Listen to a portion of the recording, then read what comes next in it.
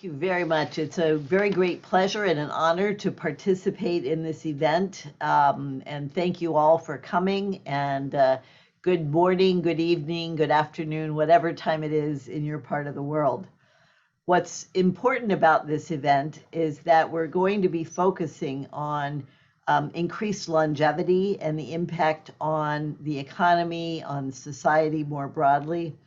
And there will be implications of this for nearly all sectors of society, including obviously labor and capital markets. So we have a number of excellent speakers. We have 3 sessions today. The first one is Challenges in Public Policies in an Aging Society. And the 3 speakers in order will be each spending about 15 minutes on their presentation, followed by a discussant. So the first speaker is Axel Börsch-Supan from the Max Planck Institute for Social Law and Social Policy. Our second speaker is Yaohui Zhao from Peking University. And our third speaker is Wolfgang Lutz from the Wittgenstein Center for Demography and Global Human Capital. And I'm delighted to say that our discussant is my colleague from the University of Pennsylvania, Hanming Fang. So without further ado, I will ask everybody to mute except for the people that are speaking. And Axel, you may take it away.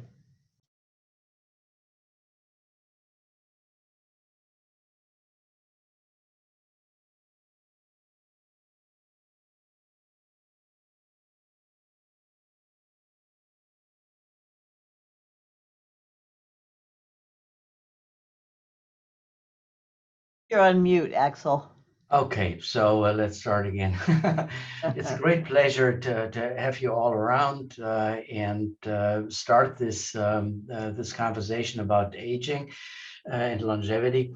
My assigned role is to explain the worldwide demographic transition, show facts and explanations. What I particularly appreciate is that we are such an international crowd in this dialogue, and it's really the global scientific cooperation which makes this dialogue so special. Now, you will forgive me if I put the center of the universe here, which is share land, where the share countries are cooperating on actually collecting the facts and searching for explanations.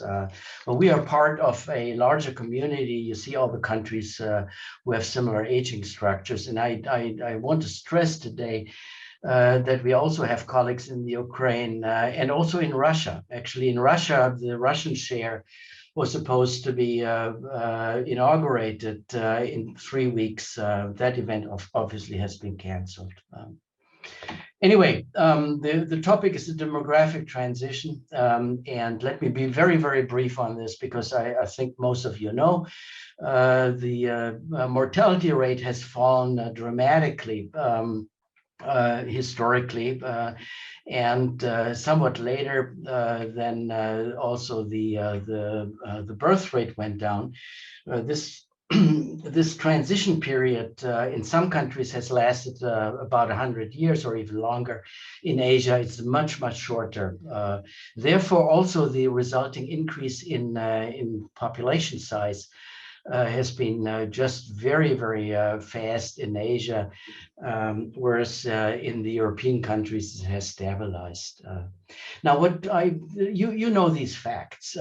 Interesting are actually the causes. Now, the cause for decline of mortality is essentially progress in public health. It's not only medicine, but mainly hygiene. For example, just simple clean drinking water. But also social changes. People can afford a refrigerator. The labor conditions have changed. Education is much better. The decline of fertility has similar causes, which are rooted in education and the insight that if you have fewer kids, they may have a better life, not only the kids themselves, but also the mothers and the fathers. It is not so much the contraceptives who changed the birth rate, but really this quality-quantity trade-off where people now choose quality rather than quantity. Now, the point I want to make is both the decline of mortality and the decline of fertility are based on things which are basically good. There are progress of humanity, and we do not want to change these deep causes of the demographic transition. Now, this puts us in a situation, and I think this is the fundamental insight I want to tell you, is we should enjoy this progress and adapt to the implication rather than resist the adaptation and lament about the implications. So we have a lot of lamenting, particularly in Europe, about longer working lives, or that GDP will not grow as fast as we used to because we have more older people and less younger people.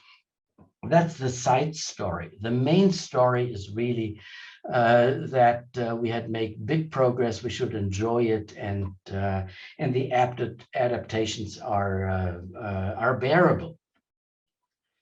But the fact is, the world doesn't work this way, unfortunately. And let me somewhat exaggerating put the world in two parts. The developed world essentially has chosen, particularly in Europe, to resist adaptation. We have early retirement, we have productivity decline, and actually some data I would show you shows a health stagnation. In the US, health actually goes back.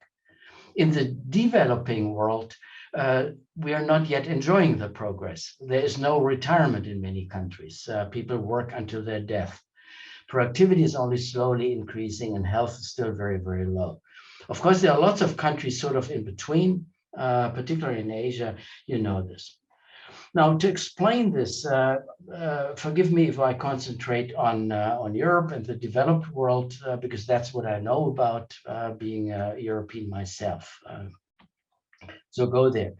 Early retirement. Well, much of that is caused, and we have good evidence that this is just bad design of pension systems.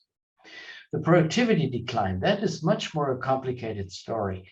But we see, at least in the European countries, less so in the United States or Canada, that pensions crowd out education. And we all know that education contributes heavily to productivity increases, but we crowd it out by social expenditures. Now, health stagnation, that is something new. And we are still speculating on the causes here. I'll show you some data, but we do see deteriorating health habits, also, particularly in the US, but also in Europe. So let me go sort of by the way of example through these three resistances to adaptation. And my point is using, that's why I started with a slide you saw in the very beginning, research using international data. Why is international data so important for actually understanding the explanations and not only the facts? That is, you need variation, both in what you want to observe, for example, demography, changes in demography. See, for example, on this slide, the old age dependency is hugely different in the Anglo-Saxon countries and Scandinavia vis-a-vis the Mediterranean countries and Japan, factor 1 to 2. But we also have a lot of variation in policies, which really helps us better to understand why we see these outcomes. And just as an example for outcomes, you see the dependency ratio on the horizontal axis and pension expenditures on the vertical axis. They do correlate, 50% correlation. That's quite nice. But the other 50% are not explained by demography. So a lot of pension depends actually on other things than demography. And sort of digging deeper there is something where you need international comparisons. You would not see this in a single country slide. You need the different countries to actually identify these kind of mechanisms behind this slide. Anyway, let's go back to the first example I have shown you earlier. early retirement caused by bad design of the pension systems. And what I just summarize in this and the other two examples where I dig deeper is a project which is called the International Social Security Project, which is now led by Courtney Coyle and myself.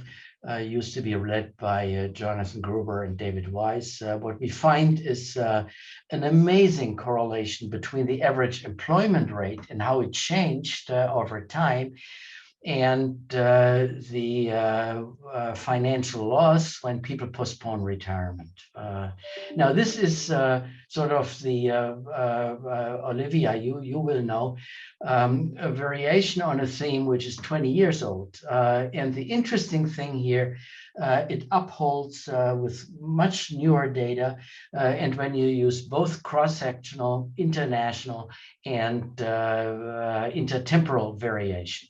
So it's a very stable finding, and it shows that when the financial losses, when you postpone retirement, because the present value of your pension declines the later you go into retirement, you see when this financial loss is largest, employment rate is lowest, and vice versa. Very nice, strain correlation. You can dig deeper and do all kinds of econometric analysis, which has a causal interpretation in addition to these correlations you see. But that is the main message. So international data helps to find the explanations for those facts. Second example is the sources of productivity decline. Now that's a long story, and I don't have so much time here. My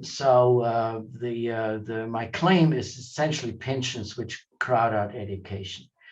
Now this is based on work which is partially done here in Munich with colleagues of ours, partially added by our own research.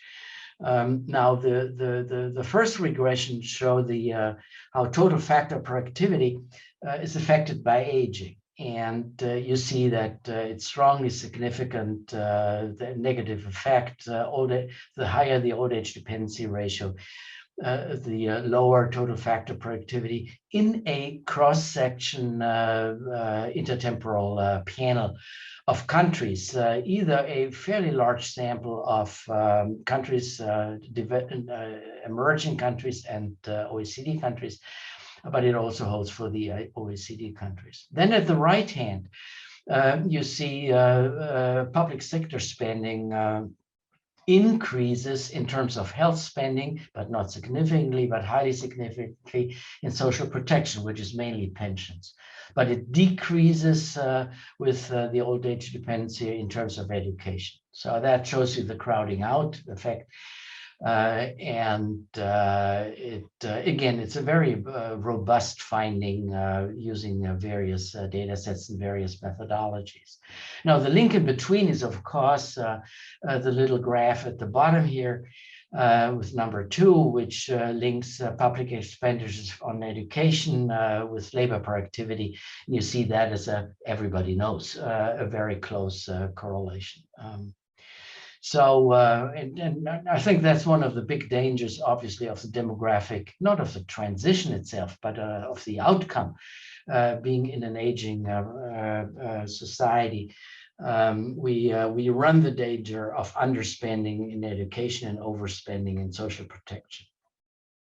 The third example, then my time is slowly over, I'm afraid, is to understand what is going on in health. And that is a new study we're doing in using the share data with some surprising findings for Europe. Just to get back to what share is, share has by now 9 waves of data, almost 20 years, a lot of respondents, actually the largest of the aging studies with now more than 600,000 interviews.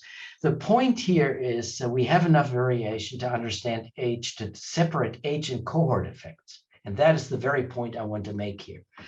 I want to look at age by cohort for a given age, health by cohort for a given age. Now, this is helped. 2 minutes. Okay, this is helped by our retrospective life histories and a lot of knowledge we know about the health of the people, including blood. Okay, so what we see is shocking, at least for Europeans, because you see that the further the cohorts go, if you go from left to right, then the health deficiency, which goes down and down and down, lucky we, but now is stalling. So from the 1950s and 1960s cohorts, particularly among men, you see that the increase of health or the decrease of health deficiency gets stalled. Now, we all knew that this is the case in the United States, but now it also seems to happen in Europe. There we did some preliminary research looking at health habits, smoking, drinking. These are people born in the 50s. These are not people born in the 80s. The 80s smoke less and drink less, but the people in the 50s have bad health habits. Anyway, this is my time is over. Let me conclude. The power of international cooperation in generating facts and identifying explanations is huge, and we really need this international comparison. So I'm very glad about this event which we have today. The fundamental challenge is to enjoy the benefits of the demographic resistance rather than lamenting, but we do have to adapt to the implications. And in Europe, the adaptations are longer working lives, rebalancing pensions to education, and better be aware of our health behaviors. Thanks a lot. Perfect timing. Thank you. Fascinating. Our next speaker is Yaohui Zhao on social and economic challenges in an aging society. So you may share your screen.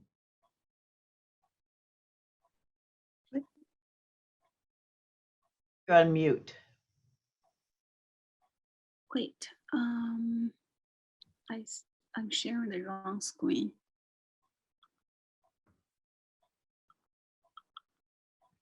Okay, is it showing? Yes. Yeah.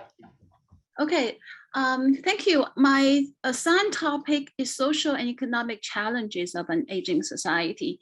And I'm very glad to speak after Axel. The topics I've chosen are a continuation of his discussions. So let me go on. So what are the challenges of an aging society? I think there are mainly three. One is, can we achieve healthy longevity? Axel, the last topic, shows some facts in Europe. So, but the goal, if we're going to have a good aging society, then we ought to have one that has shorter time spent in a healthy state, so that people can increase their productivity, can have more potential to contribute to the society. And then the second topic is, given health, can we utilize people's productive potential? I.e., can we postpone retirement so that financial pressure can be alleviated? And the third one is regard to the social security system design. Can we have a system that encourages working longer and at the same time deliver financial security at the old age? So, on the first topic, determinants of health, we all know some of that is determined by genetics, but mostly the factors are malleable and are social determinants of health. These include lifetime exposure to poverty, low education, unhealthy environment, and unhealthy behavior, like Axel just stated, and access to quality healthcare and social support. And these are areas that can be changed by policy interventions. Given health, there is still room for improving functional independence. which means when people have all kinds of illnesses, they could still live an active life. This can be achieved by health management and or age-friendly community and home environments. These kind of environments would include like public transportation, tap water, seated toilets in the house, gas or electric cooking stoves, internet, etc. These would influence what we call activities of daily living, which include things like whether you can go to a toilet on your own, have bathe yourself, cook, go shopping on your own, etc. So this age-friendly environment is very important. We looked at the CHARS data. CHARS is the China Health and Retirement Longitudinal Study. And in our 5 waves of data, we're already observing decline in activities of daily living. These are 3 bars representing different definitions of independence. And over time, regardless of which definition, narrower or wider definition, we see a decline. And we analyze the causes, and part of it, a big part of it is due to the improved home environment in this period, mostly due to the rural improvement, rural living environment improvement. And the second topic is we know that longevity people are living longer, but do they retire later? This picture shows a decline, well-known phenomenon of declining labor force participation for many, many decades, and then a reverse back in the recent 20 years or so. So that means despite people living longer, labor force participation actually declined. So there's substantial excess work capacity that's not utilized, that's wasted. And that's been shown in many OECD countries and also in China. So what are the explanations? There are wealth effects, employer discrimination against older workers, but most importantly, as Axel just pointed out, the retirement social security system is very important in inducing early retirement. And we need a social security system that encourages working longer. But we know many social security systems actually make people retire early. And one evidence of that is spikes around statutory retirement ages. This is an example from CHARS. So these are conditional hazard of retirement, that is conditional on not retiring in the previous year. How many people end up stopping work in the following year? And we show 4 lines actually. The orange line is the urban female, and we see spikes at ages 50 and 55. These are the statutory retirement ages. And for men, the biggest spike is at age 60. This corresponds to the urban retirement age for men. But if you look at the bottom 2 lines, these are rural people. There is hardly any spike. And we also know that the work labor force participation among urban people are very, very low compared to the rural people at old age. So these are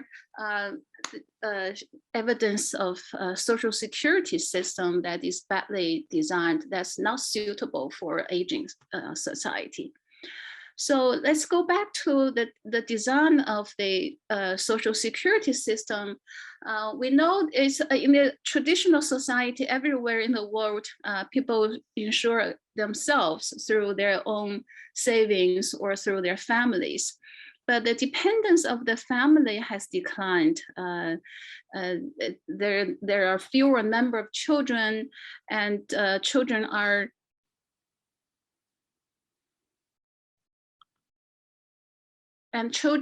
also moving away from their parents.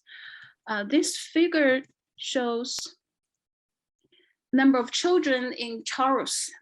In the 4 waves, we're already showing very stark differences in the number of children. People in their 70s or 80s have like 3 or 4 children, but people in their 50s are having half of that many. And over time, we're seeing a shift down of the curve of showing the very dramatic changes in fertility in the past decades. So that means we need social security, and many countries in the world, even lower and middle income countries, have adopted social security, and they have actually expanded social security, trying to cover everyone. And we all know their DB, defined benefit, defined contribution, or a combination of the two, like in the multi-pillar system. So these systems have different incentives. And let me just talk about the mandatory part. Most countries require mandatory contributions. And the reasons are, one is people who are not forward-looking do not save enough on their own, so they have to be forced. And the second is to prevent free riding in the presence of altruism toward the poor people. So if people free ride and don't contribute and they're poor, and society have to cover them. So, but there are 2 design issues with the social security. One is in the incentive for working longer, and second is, are they resilient to aging and politics? So the incentive, regarding incentive, the DB system is usually regarded as entitlement. So it's difficult to change retirement age, as you have seen around the world. But this DC system, defined contribution system, is much better because people own their own accounts. So when they postpone another year, the benefits of that is fully captured by the individual. So there is no externality sort of to the society. So in terms of encouraging longer working lives, defined contribution is definitely better. However, the defined contribution alone, as we're realizing recently, it does not guarantee sustainability. And the threat to that is really when there is a leakage, mainly in the self-employment sector. In low and middle income countries, they're usually a very large self-employment sector. And they're usually exempt from contribution by even the mandatory social security system.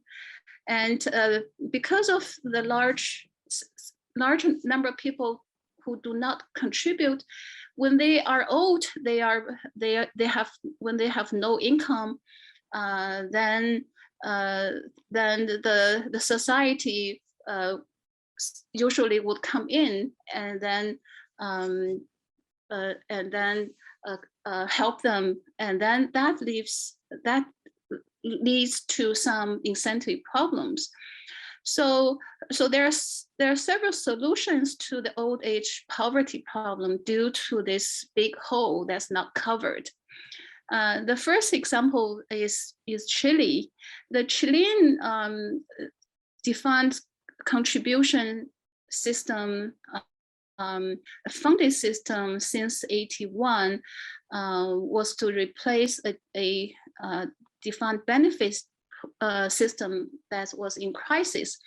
And the Chilean model was heralded as a model for the rest of the world.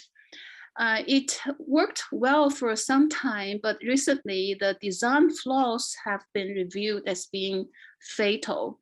There are a few of flaws. The most important one is it ignored the large self-employment sector. In Chile, at least a third of the labor force is in self-employment. 2 minutes. 2 minutes. Oh, okay. So that leaves. So then the solidarity pension in 2008 to cover 60% of the poorest leads to distorted incentive. And then recently, during the COVID-19 crisis, the country allowed people to withdraw money, and a very large amount of money was withdrawn actually from the accounts. So that's very a very sad end almost for the Chile. And social assistance is another option. This universal pension with flat benefits or social welfare. Well, I want to spend my last 2 minutes talking about the Singapore system. I think the Singapore system is quite resilient. It induces the self-employed to participate in the funded defined contribution system with interest rate top-ups, and the poorest are supported mostly in the form of in-kind benefit programs. So in summary, let me just talk about the social security part. The demise of the Chilean system suggests that pension system design should not leave large coverage holes, and the way to cover the hole, I think the best way is the Singaporean system, which provides an incentive for the self-employed people to participate, and they also allow family members to contribute to their other family members. So in doing that, it regards against political meddling of the defined contribution system, because old age poverty is prevented ex ante and or handled by largely in-kind assistance program. That's all. Thank you. Thank you very much. And you can stop sharing. And next we will invite Wolfgang Lutz to show his slides. Okay, can you see my slides? Yeah, make them perfect. Excellent. Okay, good afternoon from Vienna. I'm going to talk about the population policy approach more generally. In the past, there have been population policies more with respect to fertility, to mortality, migration, and then also education and pension issues that you just mentioned. I'm proposing a sort of a new way of looking at this in seeing population policies as national human resource management issue. I mean, like any big company has a human resource management, governments should have a similar, not just looking at the new recruitments, but also at the skills and the whole structure of the staff. I do this as a demographer. I should say demography is different from economics or other disciplines, that we have an explicit focus, a quantitative mathematical focus on individual people as they form a collective of a population. And so the demography is defined as the scientific study of changing population size and structures. It's important to point out that it is in a plural. We are not just talking about the age structure. Many people, when they hear demographic change, they think of a changing age structure. This is far too narrow a view of demography, particularly in the context of what is called multidimensional demography. We stratify the population, of course, by age and sex, which are fundamental demographic characteristics, but also level of education, and labor force participation, and some other individual characteristics like place of birth, ethnicity, race. So the question is, what is a demographic dimension and what is another characteristic? And there's some consensus that clearly defined individual characteristics that are typically collected in censuses or in the demographic section of a survey. These are these characteristics that I mentioned, but which are clearly going beyond the conventional stratification only by age and sex. Here you see three-dimensional age pyramids here for the Republic of Korea in 20-year steps, and color is the third dimension. You have sort of men and women, and then by age. And color gives you red, never been to school, no formal education, yellow primary, secondary, and the dark blue, some post-secondary, tertiary. And here you see also in 20-year steps this cohort approach and why demographic forecasting can go also many decades in the future because of the great momentum, the great inertia that we have.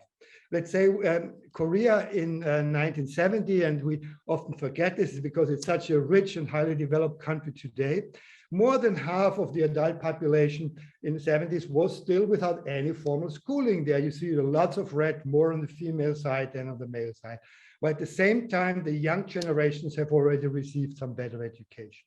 This was 70, now 1990, 20 years later, this age cohort is also, that are marked here, 20 years older. Some of them have still completed higher education, but otherwise, typically the highest educational attainment is fixed after the age of 30 or 35.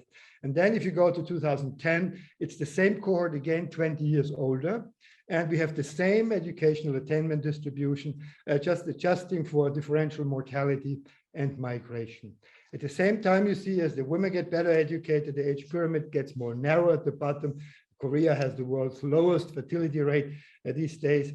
And it also shows you how we can go into the future. 2030, this age cohort again is 20 years older. So here you see that from the bottom, sort of a new generation, which is different, and it's different here with respect to educational attainment, slowly in a predictable way, fundamentally changes society. It says Korea today is one of the best educated, at least in the younger population, while still you see some red there of elderly people who, when they were young, didn't have the chance to go to school.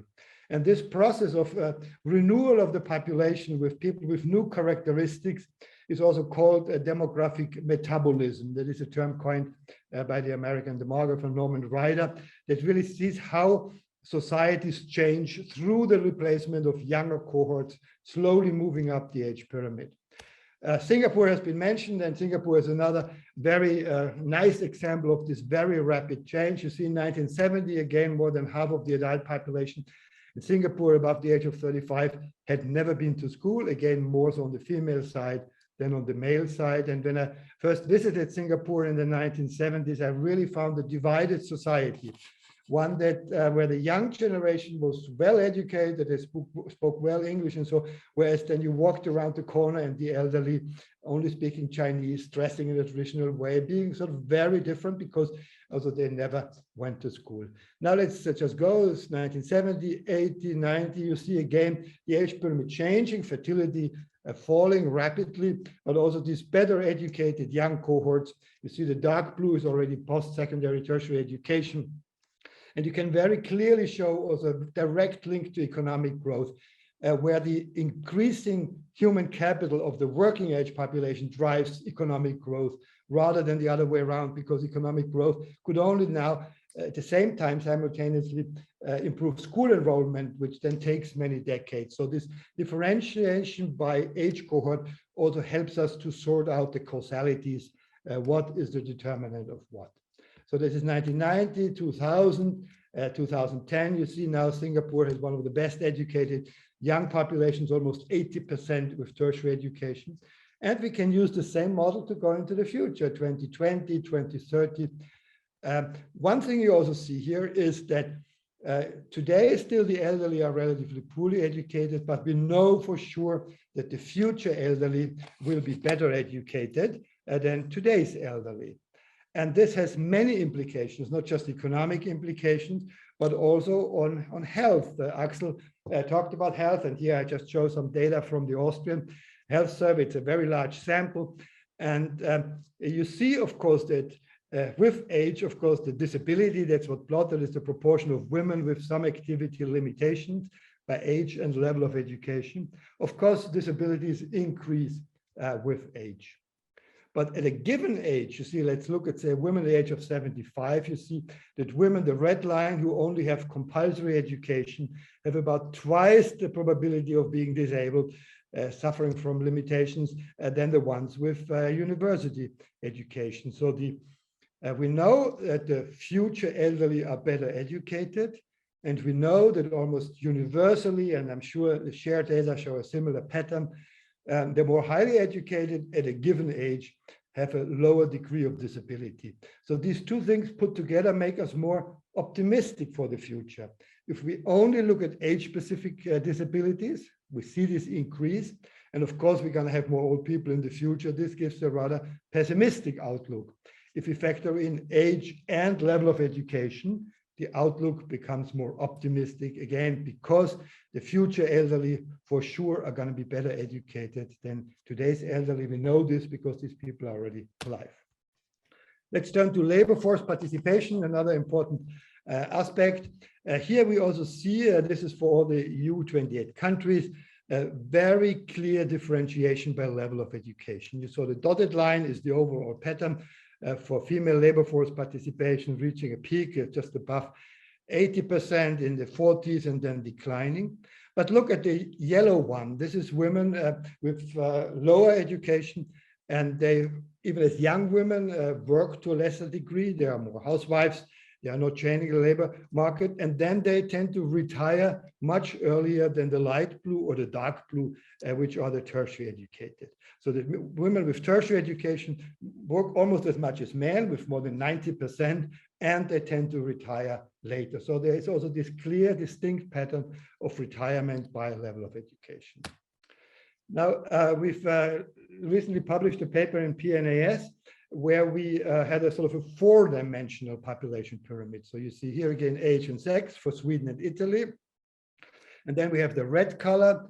Those are the inactive people who are not in the labor force, and the green who are in the labor force.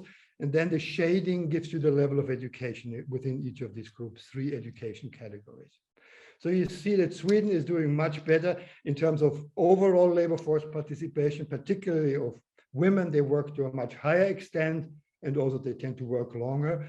And the female as well as the male labor force is much better educated than in the case of Italy. So in Italy, you see also an interesting intercohort change, that the young women are already working to a higher degree than the women in their 50s. And this is likely to stay around. So this is likely to be a cohort effect. Now, when we do some projections for the future, we really have to focus on this issue and be more differentiated what we mean by dependency ratio.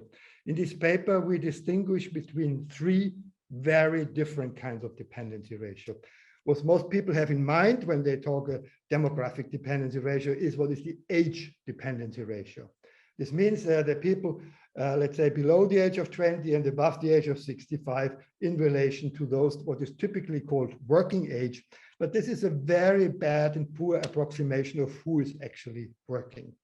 And we see this is the green line, this just purely looking at age groups, irrespective of whether they are working or what is their education. This line increases steeply. There's 60% higher age dependency in 2060 than there was in 2015. But already when we differentiate more and have the much more meaningful and relevant labor force dependency ratio, which puts people who are not in the labor force in relation to those who are in the labor force. And that also considers the cohort effect, that sort of the younger women in countries like Italy, they are sort of going to work more in the future than today's women in their 50s or 40s in Italy. So here we see a much less, only slightly above 20% increase in the dependency ratio. And then the third is where we factor in the changing educational attainment of the labor force. So we take education as a proxy for productivity, weighted by the differential wages that we have between education groups. So this productivity weighted dependency ratio only increases by about 10%. So it looks much less pessimistic than focusing on this conventional but rather misleading age dependency ratio. Now, we in this paper, we also play with different other things. Again, blue is now the education productivity weighted labor force dependency ratio. Now, if the blue dotted line you see, then we have the baseline, and then assume that all the other EU countries have the same labor force participation rates as we have today already observed in Sweden, in a way that the Italian women by 2030 will work to the same degree that already today the Swedish women work. And you see what happens to the dotted line, it actually declines. So we don't have an increase in the productivity weighted labor force dependency ratio, but rather have a decline. And we then also play with different migration scenarios. We don't have the time to go into this, but if we have Canadian type of migration, which is a high volume, but also selected for high education and with high integration efforts, you see that actually we could come down to quite significant declines in the labor force, but in the dependency ratio. The top line in Violet, you see that if you have lots of migration, like a Canadian volume, but you go for less educated migrants, like we see, for instance, in Italy, they will not contribute much to the labor force, not and less even to the productivity weighted, and therefore we could see an increase in dependency, even as a consequence of strong immigration of poorly educated people.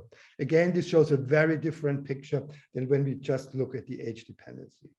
Okay, my last slide now is on China. Thank you.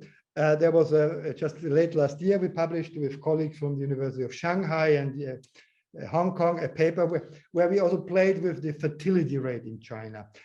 This was a time there was new data coming out that the fertility in China was much lower than expected, somewhere around 1.1 or 1.2. Nobody knows the exact number. So we were giving two scenarios. The red lines show that the TFR would increase again to a high level of 1.7, as we see it in the Nordic countries in Europe, or alternatively, it would decline to 0.8, which is the South Korean path. That's the fertility we are currently seeing in South Korea. So you see an interesting pattern. Just look at the conventional age dependency ratio, which is the solid line here. You see that actually the high fertility in the short run actually means a higher dependency because there are more children there. There's a higher child dependency. So even the very low fertility in the low run improves the age dependency ratio. But then only after 2050, sort of the low fertility associated burden will take over. So people who commenting that because of low fertility, China has a bad economic future, even on the conventional age dependency ratio, that's a wrong statement because in the short run, it will actually have fewer children to support. And then in the long run, it really, as you see the dotted line again here, the points, they are the productivity weighted labor force dependency ratio, almost no increase. And actually the level of fertility doesn't make that much difference, some small difference in the very long run. It is really the labor force participation and the education that makes all the difference. Okay, I come to a conclusion. Just again, this 21st century population policy paradigm fostering the human resource base for sustainable development. And here we look beyond just the aging issue, because more education around the world empowers women and men of all ages and in all settings. And as we've just seen, it equips us better to cope with the consequence of population aging. In terms of migration, there's very clear evidence that better educated migrants have better integration opportunities and empowerment, lower child mortality and better reproductive health, and lower fertility in today's high fertility countries. So it enhances the demographic transition. And finally, sustainable development through higher mitigative and adaptive capacity to environmental change. That is a very important topic on the table, that we really should also link climate change and population. So I stop at this point. Thank you for your attention. Thank you very much. And you may stop sharing screen. And now we have Hanming Fang, who's going to be a discussant.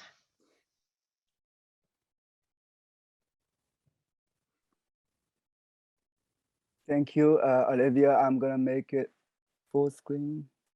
Yep. Okay. So thank you very much. I really enjoyed the presentations by Axel, Yaohui, and Wolfgang. My brief discussions will echo many of the points being raised by the three excellent panelists. So just to recap some of the things that have already been talked about by different panelists.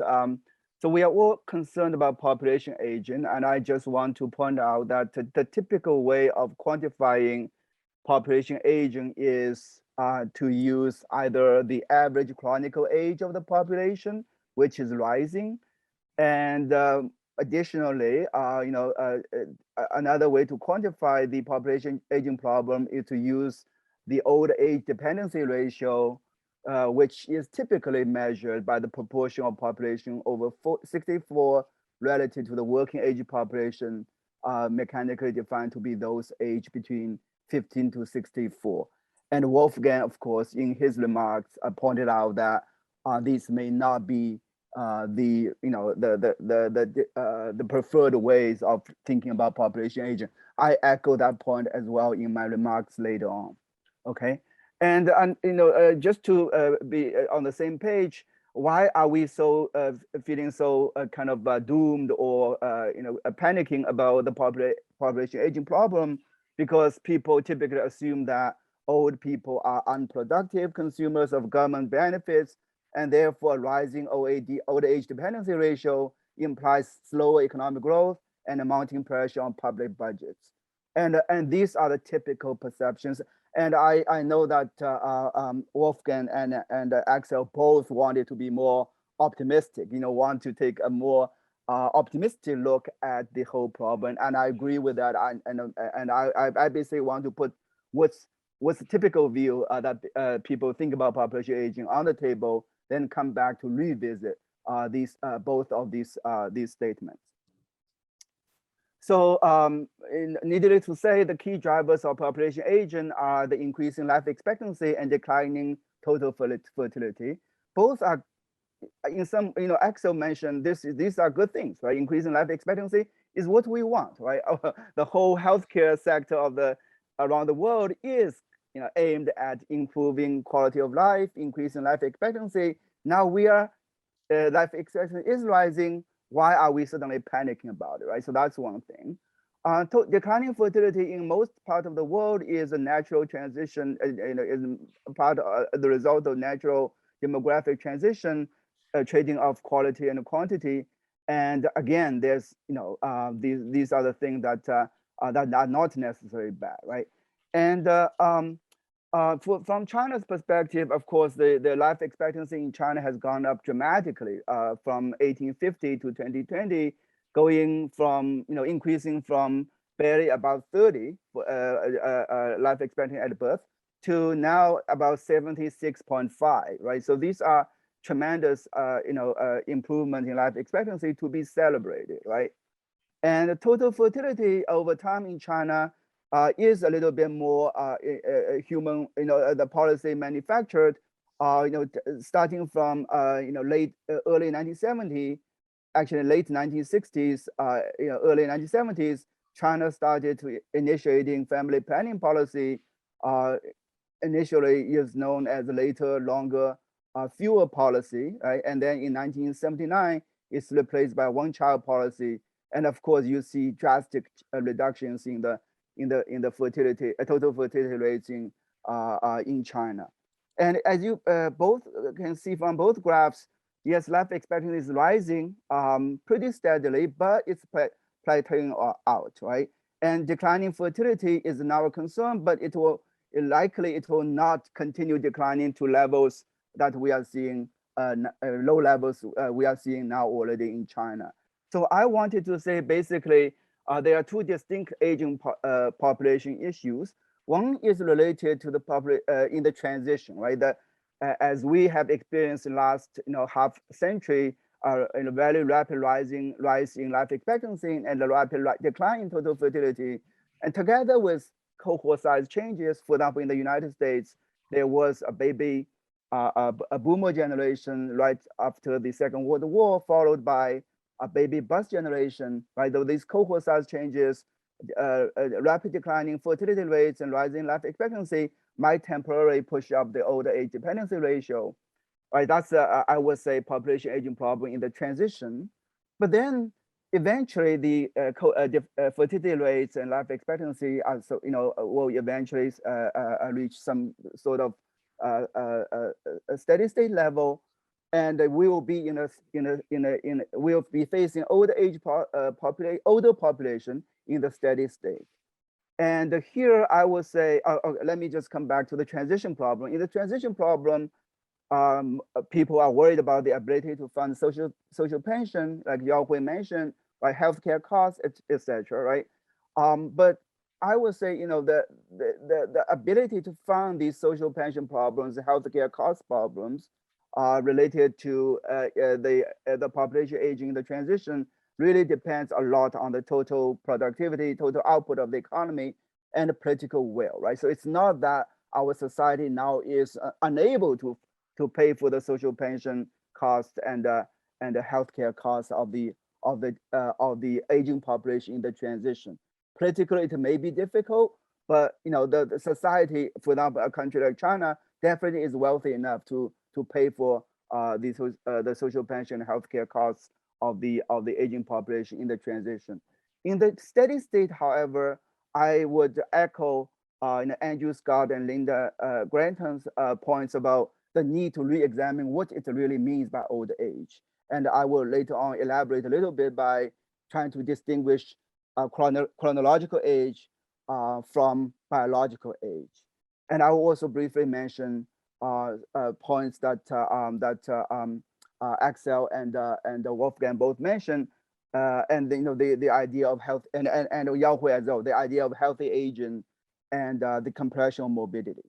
Okay, and I would say that the public health campaigns of our generation, of our time, should be really focusing on healthy aging. Right, in the early part of this of the 20th century, the world have witnessed large mortality declines because of public the water system, public health campaigns, eliminating infant mortality death, etc. Right, so we need to engage in a new public health campaign focusing on healthy aging and focusing on lifestyle changes. And finally, how to get older workers into workforce by increasing their labor force participation, or just make it easier for them to continue working. I think I will here actually relate to some points that Lynda Gratton will be talking about related to job designs, job redesigns, to make it easier for older workers to continue working in the labor market. So this is a slide showing the increases in life expectancy and a healthy life expectancy, right? So actually, this is I only included the increases in healthy life expectancy in the last 20 years, right? So this is around the world. In 2000, the healthy life expectancy at birth is 58.3 years. And 20 years later, in 2019, the healthy life expectancy went up by more than, close to more than 5 years, right? So you can see that life expectancy is rising, but healthy life expectancy, is also rising as well. And age 60, the healthy life expectancy went up. In 2000 was 14.1 years. Now, in 20 years later, it's 15.8 years. You can expect to live another 15.8 years of healthy life at age 60 in 2019, right? So this idea that the age at the onset of the first chronic infirmity can be postponed more rapidly than the age of death is known as compression morbidity, first raised by James Rice. And that would imply that lifetime illness burden may be compressed into a shorter period of time nearer to the age of death. And healthy living, empirical evidence subsequent to Freud's hypothesis of compression morbidity show that healthy living and the reduction of health risks have played a huge role in the compression of morbidity. Reductions in smoking rate, obesity, exercise, and sleep all contribute, right, to contribute to, all relate to the onset of first chronic infirmity. And in addition, medical innovation introduced in the past few decades also contribute to the delay in morbidity. Joint replacement, statins, better control of diabetes, etc., all make people being able to live free of infirmity for longer periods of time than they used to. And that suggests that we may want to think about redefining what it means by aging. Right? Population aging, as I mentioned earlier, leads to widespread panic, often with the terms such as demographic time bomb or demographic cliff. It is feared that it's bad news for the economy because in the aging society, few people work and contribute to the economic growth, more people collect pensions and demand healthcare. However, there is an expanding gap, right, between chronological age and the biological age. And chronological age is purely based on the years one was born, is deterministic, and does not adapt at all to the medical and public health advances over time. However, the biological age accounts for the differences in health, including disease, morbidity, and mortality, among others, in its calculation. So there's new phrase that people often use is that the World Bank actually is saying something like that. In Japan, for example, 80 is a new 65, right? What's the basis for such a statement? Well, the basis is typically that looking at the mortality rates, right? So, for example, in the United States, a 75-year-old today has the same mortality rates as a 65-year-old in 1952, right? So, in that sense, if you think about age-specific mortality rate as a measure of biological age, then there is a way to think about 75-year-old today is no different biologically as a 65-year-old in 1952, right? In fact, as an actuarial matter, today's 75-year-olds are not any older than the 65-year-olds of 1950s. So I think this is what Andrew Scott and Lynda Gratton mentioned in their book as well. And systematically, I think there might be a need to redefine aging by biological ages using some sort of linking function, particularly maybe the age-specific mortality rates over time as a linking function to convert chronological ages to biological ages. To that way, it can allow us to have a more kind of nuanced way of thinking about older age dependency ratio, similar to what Wolfgang mentioned, using either labor force dependency ratio or productivity weighted labor force dependency ratio, right? Both will paint a much more optimistic picture about the aging problems we face today. 2 minutes. Two. Okay, so this is my last slide. So I will just briefly mention the implications, policy implications that that came out of the discussions from the three panelists. So of course, retirement income security is an important issue, and I would say, besides encouraging delay in retirement, etc., there is a role for financial product innovations to ensure retirement income security. Some of my own research show that the Chinese, for example, households have most of their close to 80% of their household wealth in the form of housing. Okay, and that housing wealth is of course related to the drastic boom in housing prices in China in the last 20 years, and using financial product innovations such as properly designed reverse mortgage products to release housing equity to help finance retirement income security will be an important thing to consider. I already mentioned public health campaigns of our generation is going to be play a very important role in basically dealing with the old age problem in the steady state, right? In the steady state, our population will be older, and it's very important to delay the onset of the infirmities, and the public health campaigns should be targeted toward that goal, which will involve lifestyle campaigns, right, such as diet, exercise, stop smoking, resell the job market, but they have to or improving social interactions. The role of technology will also be will also be extended.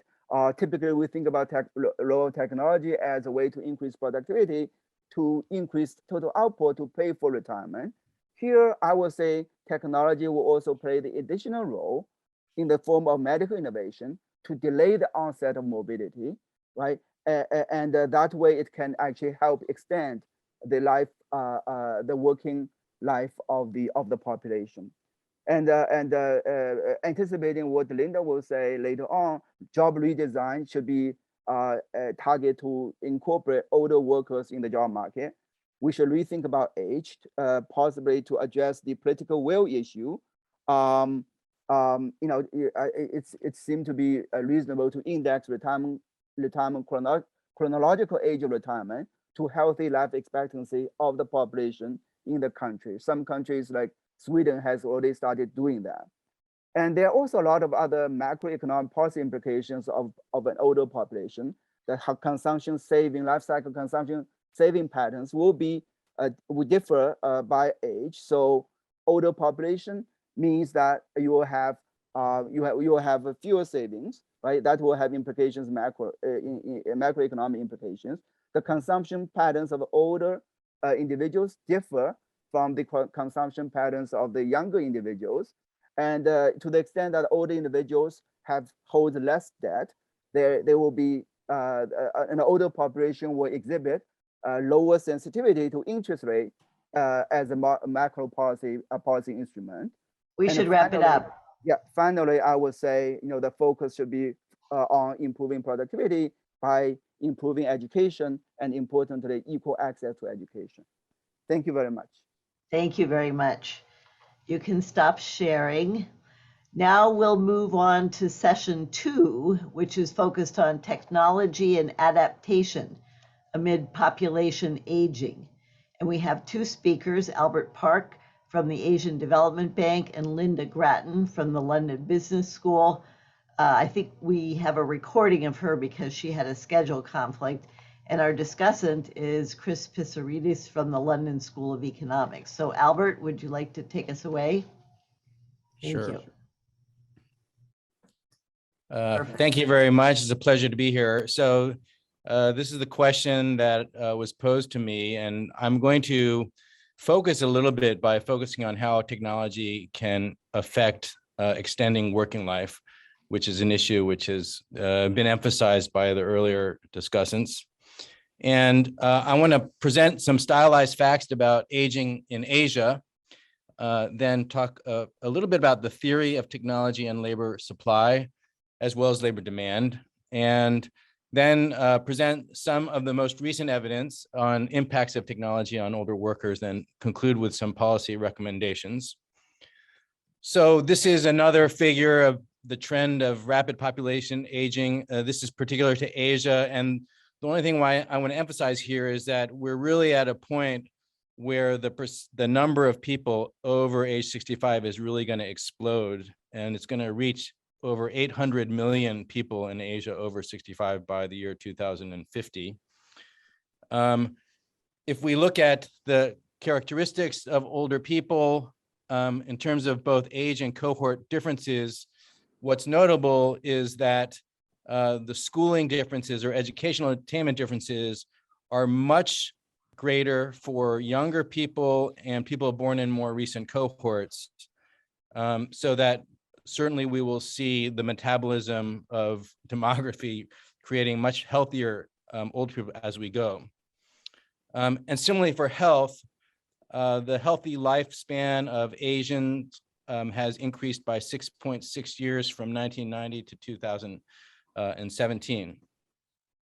But of course, during this period, retirement ages have not increased accordingly. So that's kind of the rub that many people have pointed to.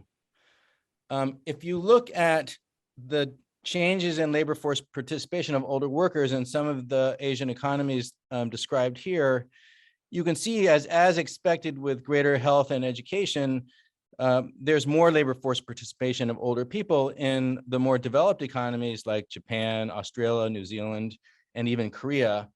But for the poorer or more developing countries, India and Indonesia, you see actually there's a slight decline in labor force participation.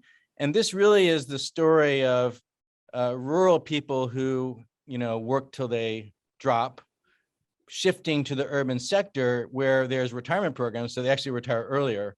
And that kind of outweighing this dynamic of healthier and more educated people retiring later. And here's a figure that shows the concentration of older workers in agriculture in a lot of the Asian economies, and even the more developed ones. In Japan and Korea, it's really old people who are dominating the agricultural sector. But in the other countries too, you see higher percentages of older people in agriculture. And that's really important in thinking about policy towards aging people in emerging Asia, because the older people are just so different than the younger people. So if we think about theory just for a moment, if you just write a simple model of utility maximization, labor supply is going to become a function of preferences people have about working or leisure. It's going to be a reflection of human capital. Cognition, of course, is really important for older people. Physical health, mental health, and then technology's impact on labor productivity. And of course, technology can also affect all of these elements of that affect labor supply. It can influence preferences, especially the fact that older workers may prefer flexible work from home, which technology facilitates. Certainly skills in terms of health effects and being more connected to families, so having better mental health. And of course, through capital and embodied technology, it has a major influence on labor productivity. Other things just to keep in mind in thinking about how technology affects labor is, of course, there's a big issue about whether the technology is a substitute or a complement to labor. If it's in very labor scarce societies, I think it being a substitute is actually not a bad thing, because usually it just improves productivity in the economy and the workers can focus on the activities that are not being replaced by technology. But when it's a labor surplus area, there's more of a rub in terms of labor demand and employment generation. It's also important to realize that different technologies are different in how they may affect workers with different skills, and that any given technology will affect people with different skills differently. So an age you can think of as a dimension of skill, in that older workers have certain comparative advantage compared to younger workers. And so a lot of the technologies that have been discussed by researchers, there's been quite a lot of work now on computers and more recently on automation or robots. And I think in the future, we're going to see much more work on digitalization and AI, which there's really still relatively little research understanding of. So in a report that ADB produced a couple of years ago on demographic change, productivity, and the role of technology, we identified, this is actually before I went to ADB, coincidentally, but we identified these different ways in which technology can affect productivity. One is, the first two again are either being a substitute or a complement to labor and skills. Third is that technology can aid in education and skills development. Fourth is it can improve the matching of workers to job tasks. And finally, it can extend life and healthy life expectancy through, telemedicine, much more sophisticated real-time monitoring of elderly health conditions, et cetera. And just to give you a couple of examples of complementary technology and things that really help the elderly, this is a picture of exoskeletons in a Hyundai factory. So the technology creates kind of half man, half machines who can really handle much more manual labor, even at older ages. And another interesting app that was developed and was reported in this ADB report is an app that matches older workers who are active, older people really who are active, to jobs and tasks in the local communities. And obviously this is a really effective way to use labor capacity in a way that is flexible and the work is nearby. And so there's quite a lot of engagement. And so this is an example of kind of the matching potential for technology. And then coming back to the last part of theory I want to emphasize, and it's about some of the dynamics.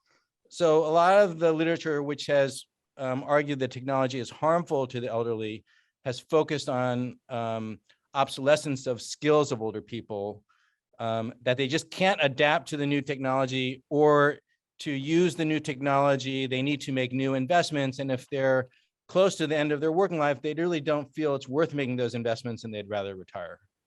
And so that points to, if we think about that investment choice, it's going to be heavily influenced by expected years left of work. And so it, again, is going to hinge on the design of pension programs, which will have a huge effect on this incentive to invest. And the last thing I wanted to mention is the phenomenon of use it or lose it, which is particularly true for cognition. And so there's an interesting paper by my former colleague, Bob Willis, and Susan Rottweiler, I'm not sure I'm getting that name right, where they show that the countries that have a greater pension incentive to retire, you do see, as Axel demonstrated, a much bigger difference in the labor force participation of older workers compared to younger workers. And that translates directly, in an IV estimation model to faster declines in cognition in those countries as people age. And so that's like a vicious downward cycle, right? That once you stop working, your cognition just goes down faster, which would make it even harder to ever think about coming back into the labor force. Okay, so what about the evidence on technology and its impact on older workers? A number of recent studies, I think, provide some reason for optimism. This paper that was published in, I think, R.E. Stud by Acemoglu and Restrepo finds that robots reduce employment less for older workers and increase wages both absolutely and relatively in the US. There's some other work by colleagues of mine at the ADB, and this park is not Albert Park, it's Tom Park, a researcher at the ADB. But they found that robots reduce the negative impact of aging on sectoral productivity growth in Korea, that having more older workers is more positively associated with growth in high productivity countries, which you can kind of read as high technology countries. And a more recent paper looks at how growth in robots and software growth in different types of technology affect the wages of older workers. And they find that it depends on the type of technology. Robots and software tend to increase the relative wage of older workers. The growth in ICT capital is neutral, and growth in non-ICT capital decreases the relative wage of older workers. And just to show you some more detail here, one thing that was interesting in the Acemoglu and Restrepo paper was that they show that in the US, the older workers are actually less likely to be blue-collar workers. That's the left-hand figure. And also, they're less likely to work in sectors that are vulnerable to automation. And that kind of explains the result, which is, which is here, where they show that On the top figure is the employment effects, and you can see that most of the employment effects are concentrated in the middle-aged workers and almost no effect on the oldest group. Whereas for wages, it's only the older group that actually seems to benefit in a relative sense. This is an important issue in Asia because Asia is where almost all of the robotization is occurring. This is just data from the International Federation of Robots. And you can see the huge increases in Asia. And I've been doing some work on robot-related firms in China, and there's been an explosion of firms that list something related to robots in their business line descriptions in the last couple of years. And the last thing I want to show is some work by Bob Willis and another co-author, Hu Domiet, in an article published in 2021 on obsolescence. And they're looking at computer use, and these figures show the percentage of people who are using computers at work for different ages, as reflected in labor market experience, and for different birth cohorts. And the interesting pattern here is that there's kind of a convergence to a relatively high level of computer use, regardless of what cohort you were born in, except for the oldest cohorts, because those are the ones that, computers showed up when they were 50s or 60, close to retirement, and they just never got up to really learning how to use computers in their work.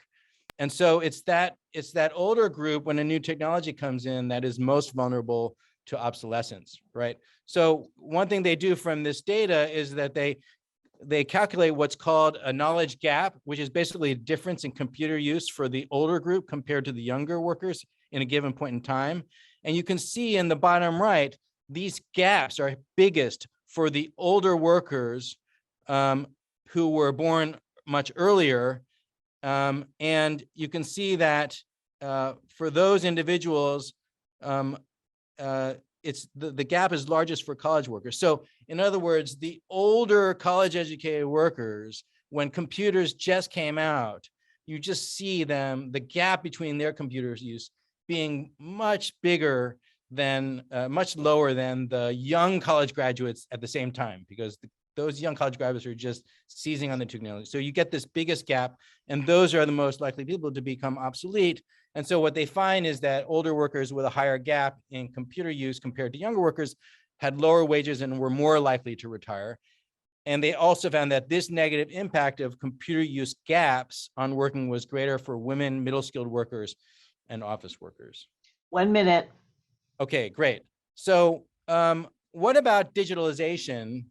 Of course, this is a transformative kind of technological change in a kind of a very partial equilibrium way, thinking about the direct effects on older workers.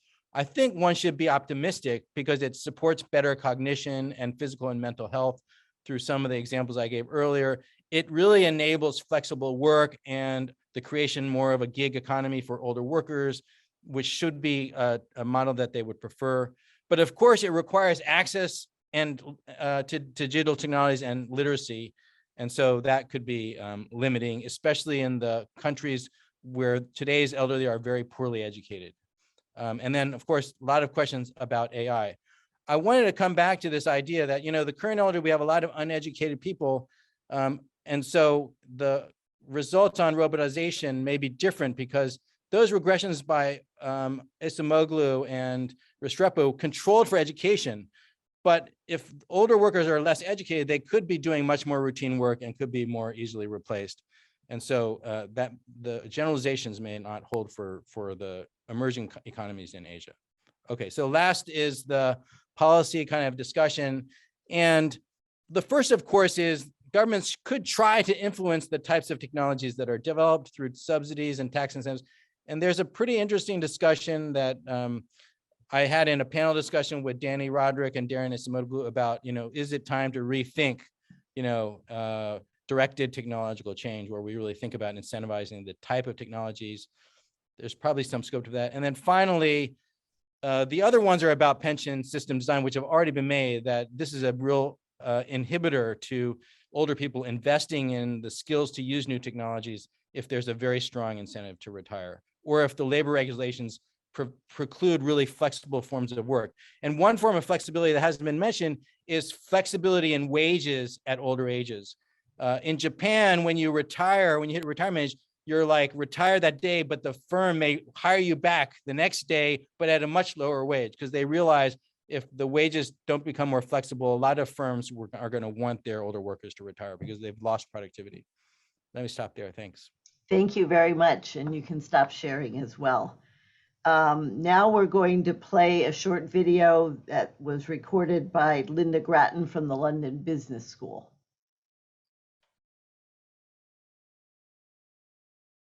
Hello, thank you so much for inviting me to speak with you today on this very important topic, which is the impact of longevity on productivity. What happens, in other words, when everyone lives longer lives?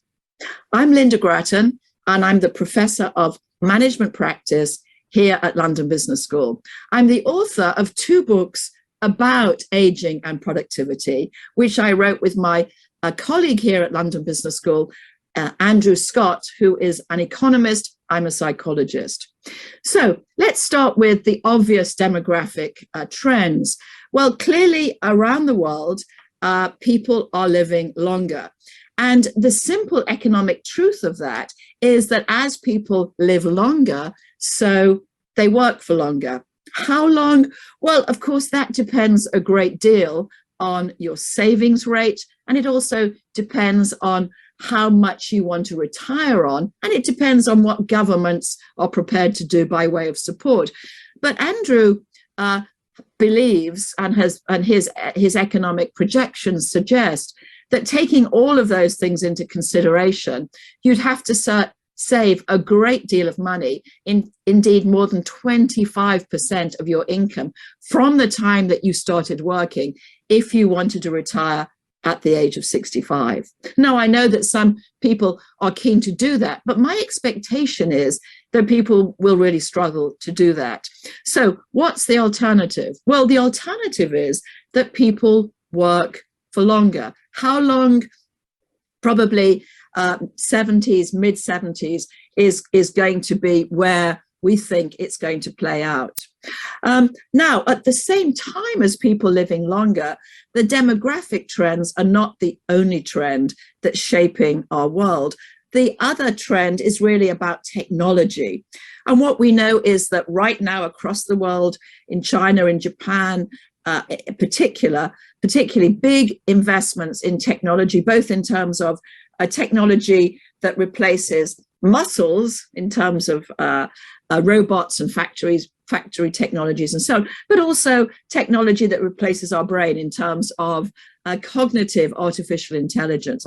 So what we're saying is that not only are we living longer, but we're also living at a time of extraordinary technological developments. And of course, our shared experience of the pandemic has simply served to reinforce the fact that we are able to use digital capacities to get our job done. We're now so familiar with speaking with each other on Microsoft Teams or on Zoom.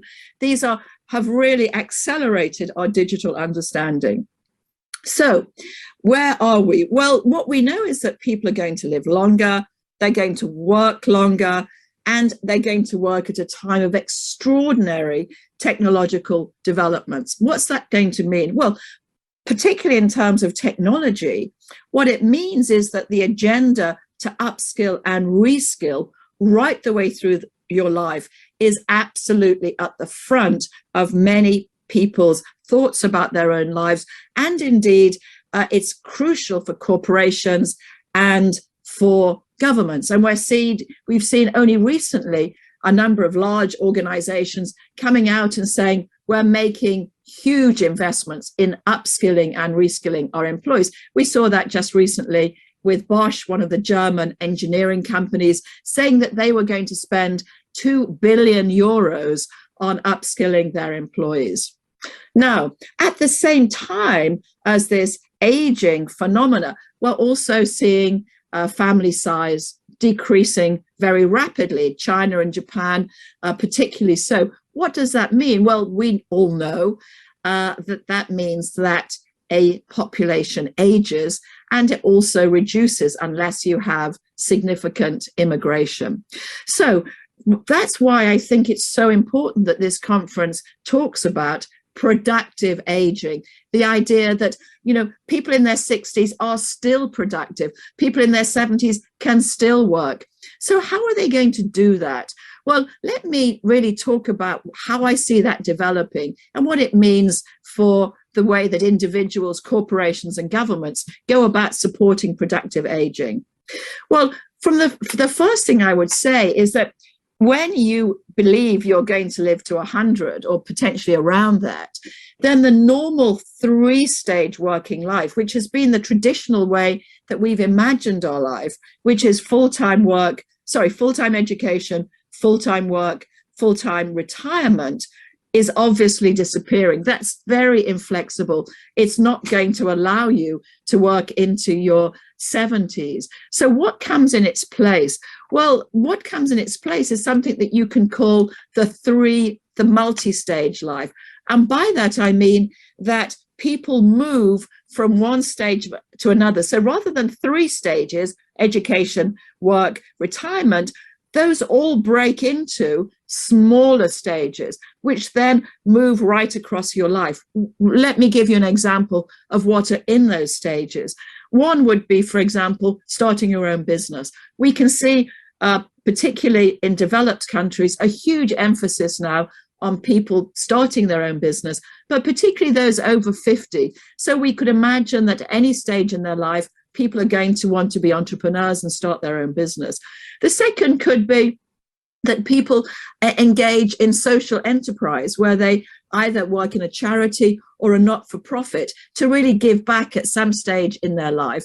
Or thirdly, we can imagine people having a portfolio where they perhaps do some paid work and some unpaid work. These multi-stage lives are very different from 3-stage lives. And they're different in a couple of very significant ways. One is, of course, there are more stages, more things for people to do. And as a consequence of that, there are more transitions. You know, the interesting thing about the 3-stage life is there's only 2 transitions, from education to work and then from work to retirement. In a multi-stage life, there are many transitions. And whereas in a 3-stage life, you would be making those transitions in lockstep with other people, in a multi-stage life, you're often making those in a much more independent way. So your own personal agency becomes more important. So how do people make those transitions? Well, what we know is that as we move into productive aging and we move into thinking about these multiple transition points, that self-knowledge and agency becomes much more important. So we expect people, as they think about living long, productive lives, to be much more aware of their needs and their aspirations, and much more able, in a sense, to imagine what the possible selves of their life could be, what they could be in the future. The second thing we might think about with regard to more transitions is the idea that there will be more changes in identity. You know, if you work for a large corporation and retire at the age of 65, you've just got one identity. You've got the identity of a person working in a large company, and then you've got the identity of a retired person. But actually, in a multi-stage life, each stage has an identity associated with it. So, for example, being an entrepreneur has a different identity than working in a large organization full-time, or even than having a portfolio. Another fascinating aspect of these different identities at different stages in your life is that your networks change. So what we know is that people who make successful transitions are much more likely to also change their networks. When they become entrepreneurs, they move into entrepreneurial networks. When they become volunteers, they move into volunteer networks. And so these are much more fluid life stages. So what's the role of the corporation in this? Well, I would say two things really in terms of productive living and work. The first is that corporations right now are ageist places. And that's not true for all, but it's true for many. It's very difficult to work in a large organization over the age of 60. Companies want you out at 65. They have very traditional, old-fashioned views about what it is to be in your 60s or 70s. And as a consequence of that, lots of people leave the labor market in their 60s because they don't feel as if they have a role to play in a large corporation. And so the first thing that's going to be crucial is that we really tackle this idea of ageism. The second thing that's very important is organizations create flexibility so that people can move in and out of work at different stages in their life, which in many companies now is extremely difficult. But they're also more flexible about how and when people work. I wrote with Andrew Scott, the 100-Year Life book about 5 years ago. And by the way, by then I wasn't particularly positive about the ways in which companies could change, or indeed society could change. I saw companies still being pretty inflexible about aging, the aging workforce, and I also saw quite a lot of ageism. I want to say something about the impact of the pandemic, which I believe has created enormous opportunities for older people to work longer. Now, right now, that's not the case, by the way. And right now, we know from the pandemic that a high proportion of older people decided not to go back to work. They just couldn't face it. But I don't think that's a long-term view. I think over time, older people will want to stay and work. Why will they do that, and what's going to change? Well, the first thing is that as organizations moved from office-based work to home-based work during the COVID pandemic, they began to realize that people could work just as productively at home. And they also realized that they could start changing the timing in which people worked. This is just the flexibility that people who live multi-stage lives really need. The second thing that's been very interesting about the impact of the pandemic is what is happening now across most developed countries is what we're calling the Great Resignation. People are resigning from organizations, particularly younger people.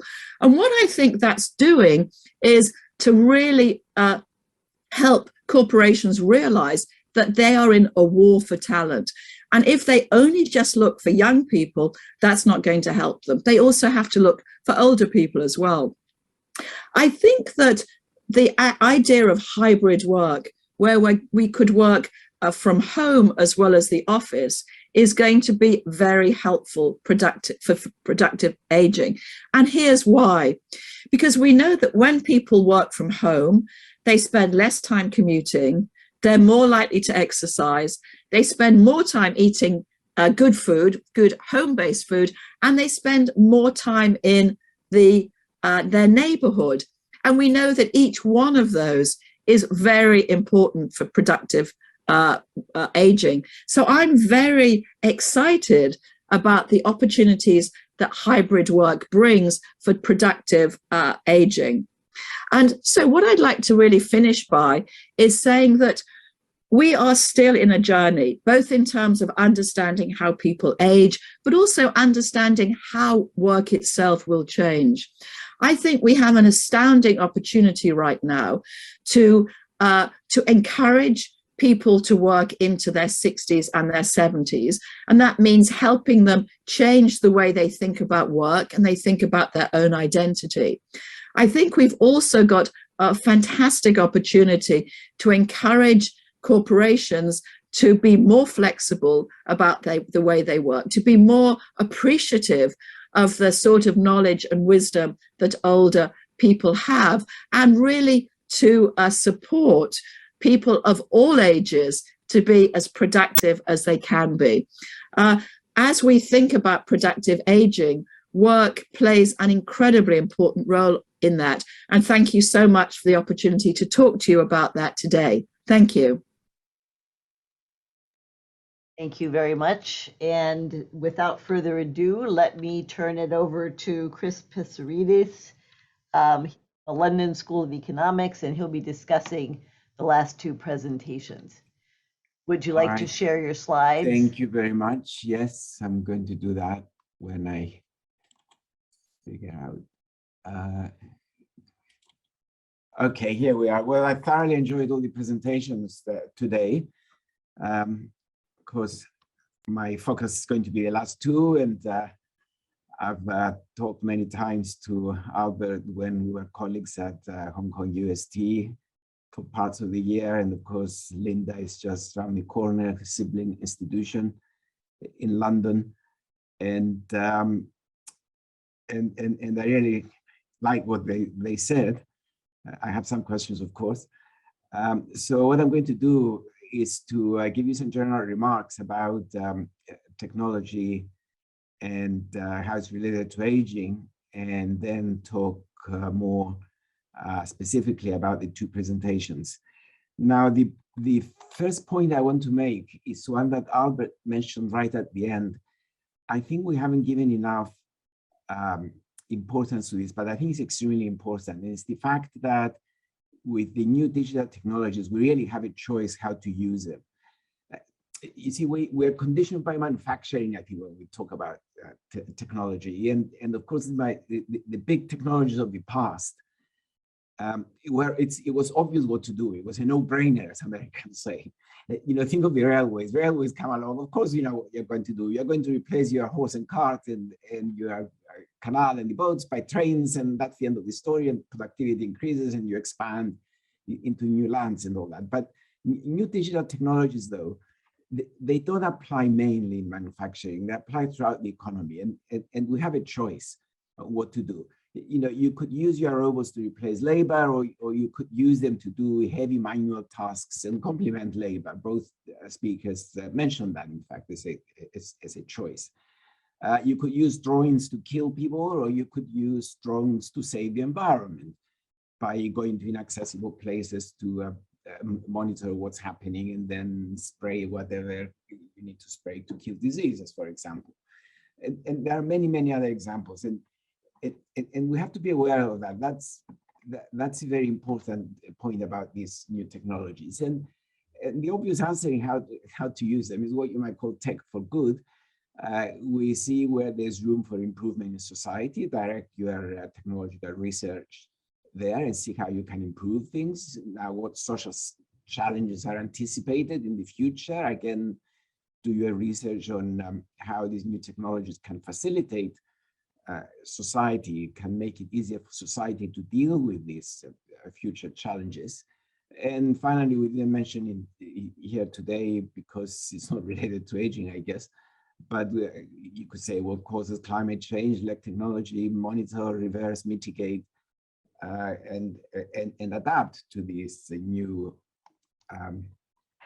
developments. You know, don't direct it to fighting wars, which unfortunately it's very difficult. It's easier to say than achieve, than put into practice. Now, aging is I look at aging as a big social challenge. The population aging is both. It's an economic challenge, it's a social, and it's a financial challenge. It's economic because our social norms and workday structures do not encourage economic engagement of older people. We have a shrinking labor force. Lynda emphasized that. It's the most recent talk, so that's the one that comes to mind, but practically every speaker mentioned that. It's a social challenge because our societies and health systems were designed with many young people living until their late 60s, as were a few older people in mind. You know, when age 65 became the norm for retirement, I think life expectancy was about 66 or 67, not so long ago. And it's a financial challenge because pensions were designed with that in mind as well, and other social support mechanisms, including public funded health, I guess. And and most of them are now unsustainable, given the way society is going, if we're going to maintain those same kind of commitments we gave back then. And again, there were several talks that mentioned this today. Now, what about Albert? What I liked about Albert is that those 5, what can we call it? The 5 bubbles, if you like, that you mentioned about what technology does. I thought it was his own invention, actually, but as he admitted, he found it when he arrived at the ADB. It's okay, I'm sure you'll develop it well, Albert. And especially what I liked about directing technological change to improving the situation in the labor market would be the last 3 that you mentioned, is that technology can help in skill development. I'm going to say some more things about each one of these later. It can improve the matching of workers to tasks as workers age, and it can improve the health of people and the healthy longevity. Now, skill development first. The best way to develop skills, I believe, is when you succeed, that the worker will feel that he or she owns the learning and the training. And digital learning with the aid of a personal computer is the best way to ensure that there is ownership. You put, essentially, you put the training program on your firm's intranet, and you let workers do it and fill in various tests, for example, and then whoever is the line manager checks those, and then the worker owns that training. It's not something that is someone that tells them do this and do that. Now you might say, would they be able to use computers? Well, it was mentioned, I think actually it was Albert who emphasized, that maybe older people are not very good with computers. I don't really believe that. I guess we're aging quickly maybe, but computers have been around for a long time, you know, since the 80s in developed countries, 90s elsewhere.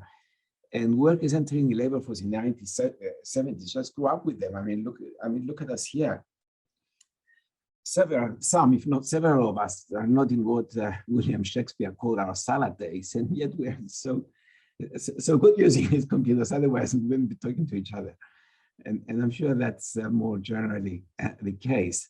Technophobia, as I call it, is a thing of the past. Older people know how to use computers, so let them use to upskill themselves. Now, Lynda referred to brain or muscle. I guess the traditional thing is brain or brawn, although it's always a risk that you might misspell brawn, but I checked it and that's the way that is spelled. Now, older people are better matched to brain, there is no doubt. And it makes them complementary to robots, which is the ultimate brawn machine. They do heavy muscle tasks. And we've seen that in the data that Albert summarized, referred to as Streko a number of times. There are others who show the same thing, that older people benefit from the introduction of robots. There's less manual work to do. They're complementary to robots. And again, as the society is aging, you know, Japan is an example that comes to mind immediately here. Introduce more robots into your manufacturing, but make sure that they work well with the older people that you have in abundance. Now, what about the third bubble, the health? I'm sure we're all going to need the tender care of a human being as we age. At least I hope we do. But digital technologies can assist with diagnosis, treatment options, learning your limits. I've just done one of those tests actually about my limits. That's why it's new to mind. They just put you on the treadmill and they push you until the machine tells them when you've reached the limit. Retirement, I think again that point was mentioned, in fact, before in the earlier presentation, in the first section, that I believe that retirement should be on the basis of health status, not at fixed specific ages. I should have put ages there than dates. I think it's what was called the, I don't know, it was given a name that was really nice actually, but you know what I mean. Of course, pensions and financial incentives should be structured around health status. These are points that were made in abundance in the past. Now, what about Lynda's presentation? Well, we all agree, I think, that older people ought to and most likely will want to work into older ages because they're healthy. Lynda mentioned mid-70s. happier even to go beyond if I can. She's given us a thought-provoking analysis of the life cycle that forget the 3 stages that the Friedman, the Modigliani model of consumption that we still teach to our undergraduate students of the life cycle should be forgotten. It's no longer the way to think about it. We should think of changing roles and identities during the life cycle. Now, why did it change? Well, first, our abilities change, and so our comparative advantages change, and we push in the direction of increased. We should aim to go in the direction of increased comparative advantage that we have. Older people have the comparative advantage at running things. That's why Lynda mentioned self-employment. You know, when you set up your own business, then you run things. That's where your advantage moves. Whereas younger people are better at learning how to run things when they reach the cycle where they run their own businesses in their 50s, as Lynda mentioned. Now, you might, as you grow older, you might want to choose a job that involves fewer hours outside the home, and learning how to make these transitions into tasks that we are better at as we age is a key to having a happy older age. Now, is that easy? Well, this is where I might disagree a little. I think Lynda made it sound like, of course we can do it and it's a great thing. I know it's a great thing, but I do think identity is a very, very strong property right, as I call it in quotation marks for many people. And it's not easy to change it. You hear things like, that's what I learned to do and that's what I want to do until I retire. It's something that we hear all the time. And we have our identities in our networks, and this is our social capital. It's our accumulated wealth of experience. We don't give it up easily. In fact, I've been thinking that when I was working on markets with frictions, I wish I thought of identity. I didn't. If I were to rewrite my book on the equilibrium of the labor market with frictions, what's called the equilibrium and employment theory, I would add identity as a friction that needs to change when workers become unemployed and look for other jobs, because you either put your what horses have to. I've forgotten my English today. I don't know what's happening. I'm giving a lecture in Greek tomorrow, and maybe that's why I've been thinking, how am I going to manage? That you could either just see what's what you've been doing and look for a job only in that narrow area, or you could extend your horizon and look for a job across the market, and that's when you give up your identity. Well, that's a friction that is not easily given up. So I hope there are younger people working on frictions listening to me study identity. Now, necessity, of course, makes us change.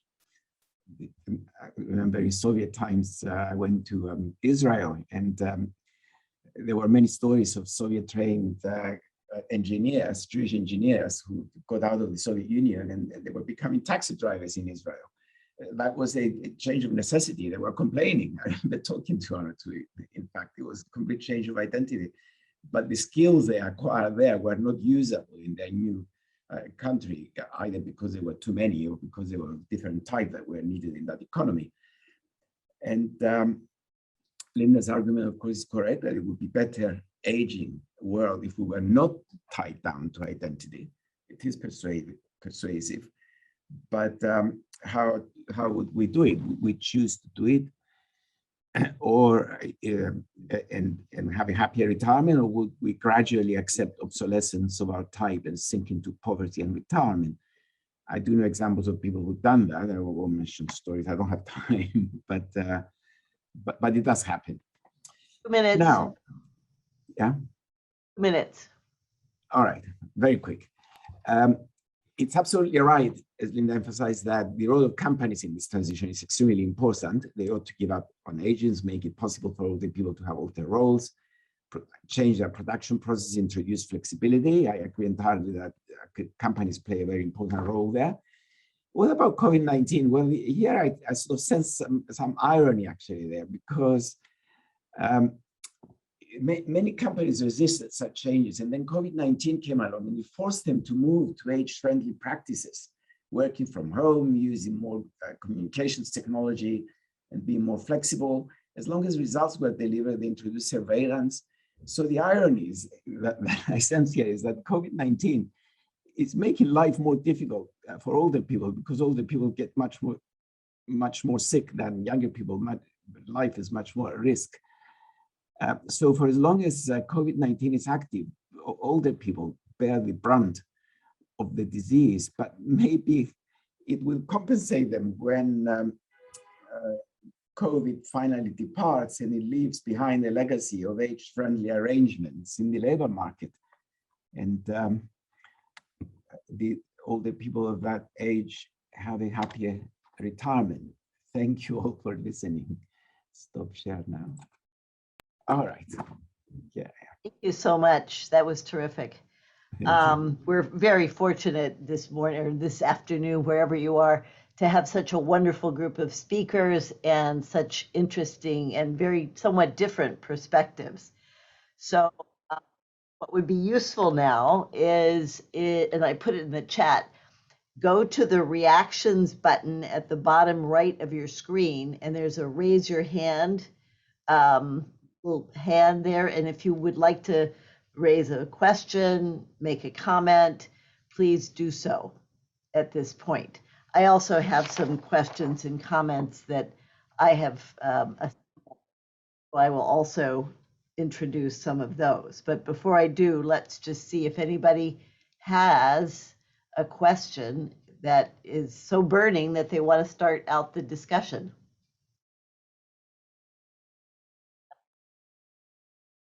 Well, let me start.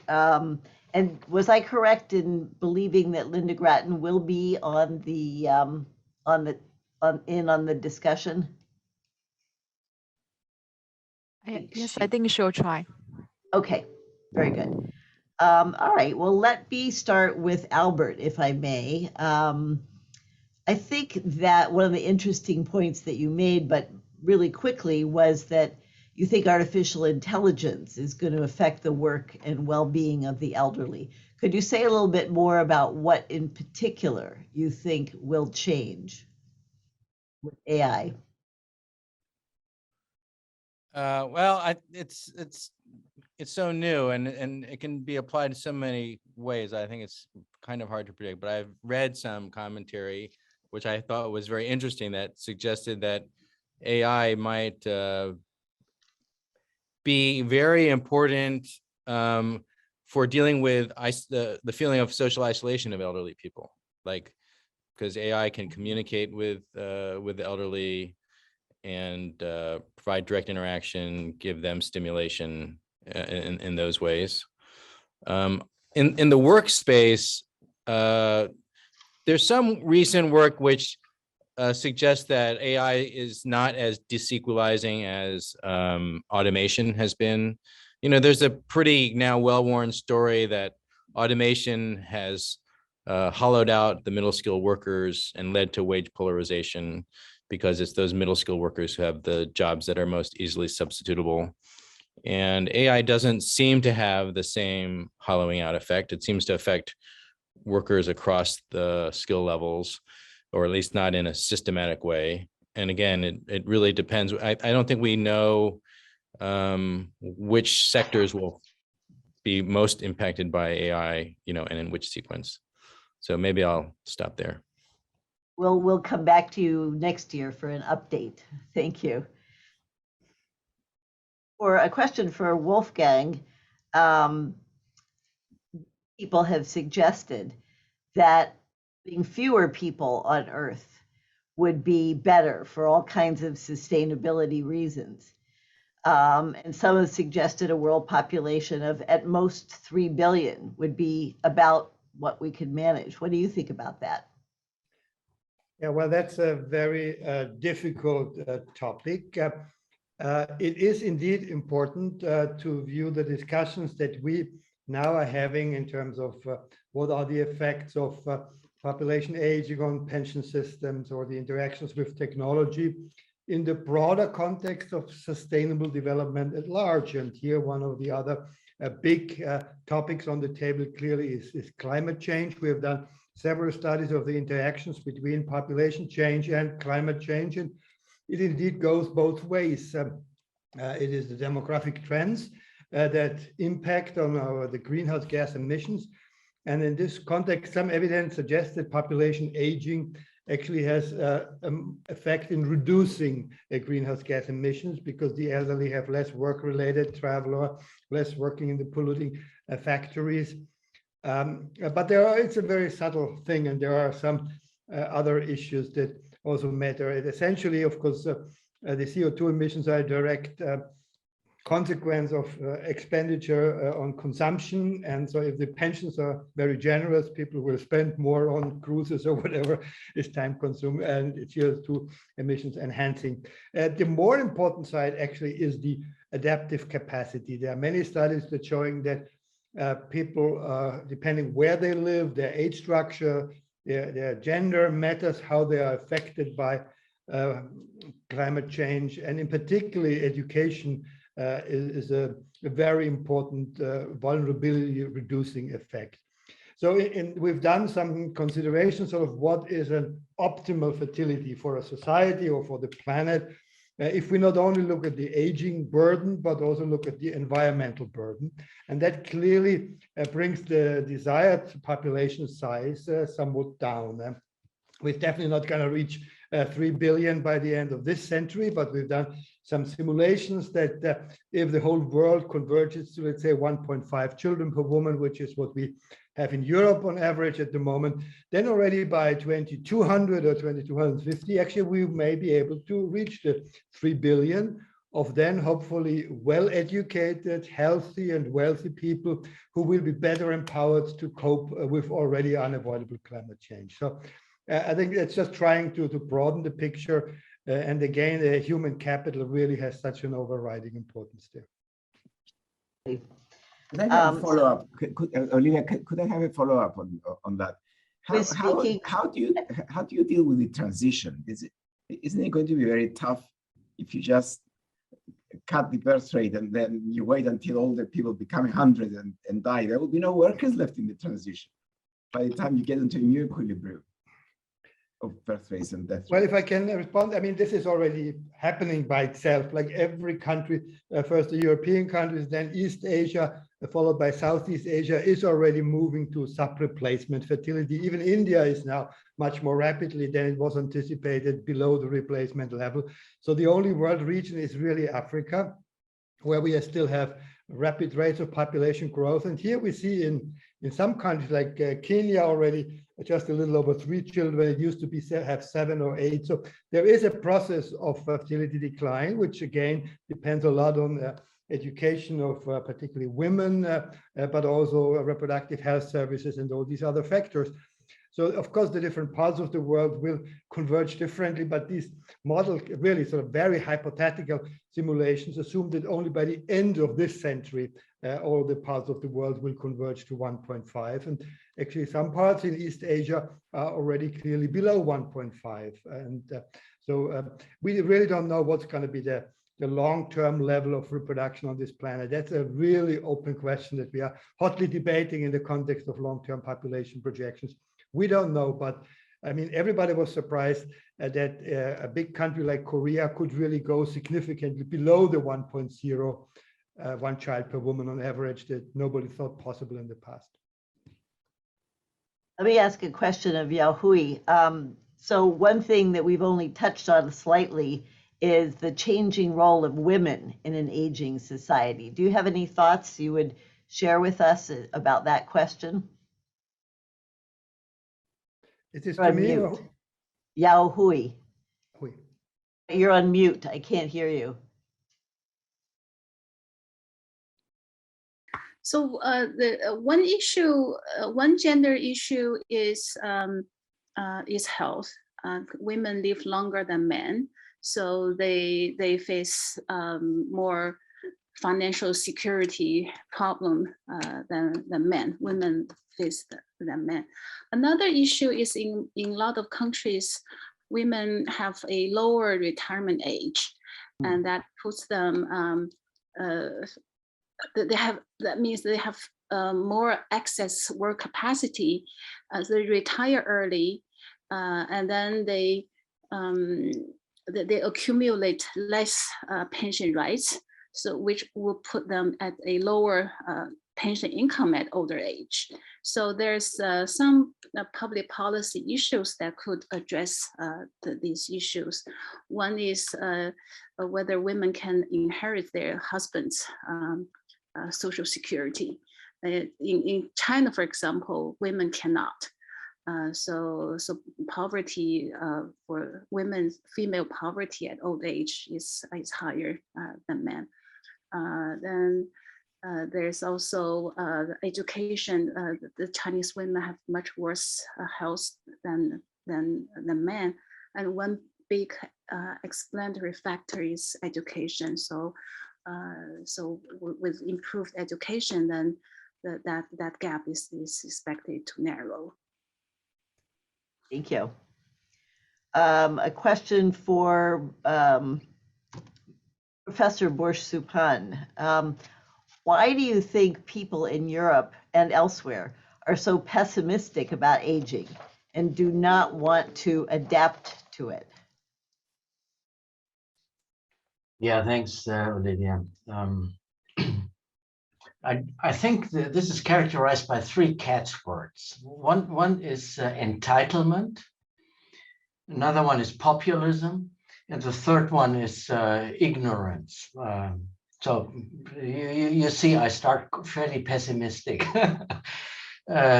So entitlement, and actually, Chris, you called it identity, but I mean in some sense the same thing. The pay-as-you-go systems, which are omnipresent in all across the world, they sort of instill the idea that I want the same as my parents got, because I pay in for my kids, so I want the same from, and that creates a very backwards point of view. And screws up thinking in public policy, and sort of builds in an automatism against adaptation to any kind of change, particularly demographic transition. So that's one explanation. And that's important because it's sort of the first stage. The second stage is populism. Now, if you as a politician do something the voters don't like, well, there is your head gone. And populism, which is a very strong trend, enforces then this backwards thinking. And it anyway does, but it makes it even stronger because of the first point. And the third point is strictly ignorance. And some of you already pointed out that we use words which just do not really fit to the developments. Age tsunami, baby boomers bulge. Germans like alliterations, and these very negative connotations which go with aging, rather than the positive one. So there's also ageism behind these kind of perceptions. But I'm also shocked by maybe Congress men and women are better educated, but even if I talk to members of the parliament in Germany, it's amazing how little they know about demographic transition, aging, longevity, and these kind of things. Now, you cannot expect that people in the among the voters are well educated. Some of them should be, but at least the lawmakers should, and they are not. Very frustrating. So this is why this combination of three catchwords: entitlement, populism, and ignorance, and that's what we have to fight about to change that. I agree completely. I see a hand up from Cheng Wan from CPAR. Can you unmute your video? There. Okay, go ahead. Yeah, can you see me? Can you hear my voice? Yes.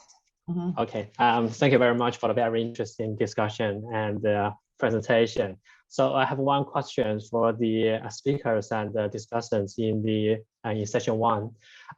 So I see a lot of discussion is around the sustainability of the pension of the retirement system. And some of the present speakers mentioned about, for example, biological age rather than chronic age. I think it's a very interesting thing. So can we think something? Can we say something about the equality? So based on that, for example, there are young people and the older people. So equality from the different generation, and also for people with different health status. So people have better health and people have worse health. And if we based on the biological thing to design the pension system and the retirement decisions, how design a system to choose to be suitable for such kind of this kind of issue? Yeah, that's my question. Thank you. Who would like to make an effort to respond? So Olivia, maybe I will just say a few words in response to Chan's question. Chan, thank you for the question. Yes, so you are right that even though in the population on average, right, the age-specific mortality rates has been declining over time, there is still within every cohort, there is still a lot of heterogeneity in terms of mortality rates. It's even different by education, by occupation. So there are a lot of things that detail to be worked out in terms of how to link the retirement age to biological age rather than chronological age to ensure fairness or equity. To basically mitigate some of the potential redistributional impact of such a reform. And so I would say maybe there will be need to a lot of data collection to make sure that we have good life tables, not just for the overall population, but by occupation and so on. So I think that a lot of firms are thinking about establishing the second pillar of the pension system, the enterprise pension system, in search of such occupation specific life tables. And I think there's a big data availability issue for now. But I think these are the data infrastructure need to be improved as well to implement such a type of transition to a biological age kind of linked retirement system. Thank you. Thank you. Pissarides, first Chris and then Axel. Thank you very much. Well, I saw that Lynda has joined us, so I'm going to pose the question that I raised in my discussion of your paper, your talk, which I enjoyed thoroughly actually listening to you. I always learn something from your talks. Last time I learned about the portfolio of skills that workers should have, and I mentioned it a few times in my talks. This time I learned about identity and how to change our identity over the life cycle. But I had a problem, and I raised it, the others have heard it because he was in my discussion. How do you change identity? I think it's a very difficult thing to do, especially as people get older. So in fact, I said if I was ever going to go back to my work of markets with friction, I would have mentioned identity as a friction, as technology changes rapidly, and bring it in and discuss it. I don't know if I could model it, but anyway. I wonder if you had any more thoughts, since you've written those great books with my former student, Andrew Scott. I had to throw this in. I wonder if you had any thoughts about how you actually go about changing the identity of older people so that they change roles and have this multi-stage life cycle. Well, thank you. Anti-Modigliani life cycle, as I called it. Yeah, thank you so much, Chris. And I do apologize for having to video that. I was doing something that I couldn't get out of until a few moments ago. So I apologize for that. But I was able to hear some of the conversations. I wanted to say a couple of things, and then I'm going to talk about Chris's point on identity. The first thing to say is I study work, really. I'm very fortunate to be working with Andrew Scott, who studies the economics, but I study work. And what's become really clear is that ageism is rife in many organizations. It's extremely difficult to get a job in an organization if you're over the age of 50. And we also know that the impact of the pandemic has made that even worse in many countries around the world. People who over the age of 60 have just simply not come back to work. So the first point I want to say is that if we're going to make any change at all, we have to change the attitude that organizations have to the people who are over 55. That's the first thing. The second thing is we have to help people have personal agency. So Chris, in response to your question, what do we do? Well, we don't do anything, but they do a lot. And what we know that people are capable of transforming their identity, and they do it in three ways. First of all, they begin to use a different narrative. And part of the reason though I'm not an age specialist, as some of you know, I'm a work specialist, but part of the reason I've written about age and demography is that I wanted to change the narrative about how people over the age of 60, which I certainly am, talk about themselves. So they change the narrative. The second thing they do is they change their networks. It's very difficult for you to change your identity if you spend all your time with people just like you. So the other thing to encourage is for people to spend time with people of different age groups. And one of the challenges, by the way, on that is many of our institutions, like the way that we teach people, the way that we put people together into groups, the way we sell to people, the way that we think about how they amuse themselves, we have pushed towards that being much more homogenous in terms of age. I see this at London Business School. It's very difficult to get to LBS over the age of 40 or 50, except in a very specific way. So we have to encourage people to network with people who are different from them. And by doing that, they get a sense of what the alternative identity can be, what I, as a psychologist, would call possible self. And then thirdly, they need to find ways of actually activating these new potential identities. And they do that primarily through action. So doing different things. For example, we know that there are more entrepreneurs now over the age of 50. The way that you become an entrepreneur over the age of 50 is that you start thinking about it, you start networking with other entrepreneurs, and then you start doing side gigs or projects that will help you to develop those skills. So we are, Chris, completely capable of identity shifts, but it is a transition that organizations, individuals have to actually, it's a question of personal agency. We promised Axel would be next. Yeah, but only brief, because this goes back to talking about biological age. Actually, Zoom is quite interesting in you look at these tiles and then you determine the biological age of these people here. It's not that trivial. Anyway, most pension systems actually have a built-in biological age, retirement age, which is indirectly done by disability pensions. I think this is the road to go, to be much more flexible and to have sort of a pension system which is more flexible between 100% disability and 100% old age pension. And that can be made to adapt to biological age. So we're not that far from it, actually. So Yaohui, very short, because we have one more speaker after you. Yeah. So to follow up on that earlier question of biological age or chronological age, wouldn't it be natural if we have a DC system that people, and not a fixed retirement age, that people would choose their retirement timing by their own health? This is also to Olivia and Axel. I wonder what your response is to my assessment of the Chilean system and Singaporean system. Should the world start to promote the Singaporean system instead of the Chilean system?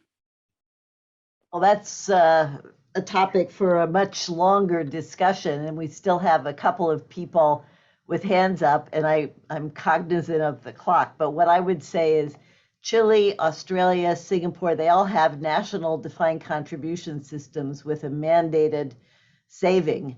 I think it's just unfortunate that Chile let people take, over half of the people have no pension savings because of these withdrawals. But let me quickly give the floor to Li Wei, Wang, and what was your question, please? Yeah, perhaps a brief question for Albert Park and Lynda Gratton. So in this session, we mentioned a bit less about China, actually, for which it is actually undergone very dramatic change. You know, this regulation on many of the profitable sector are actually have this demographic issue behind. I think for Albert, you mentioned is doing a study on China's robotics situation.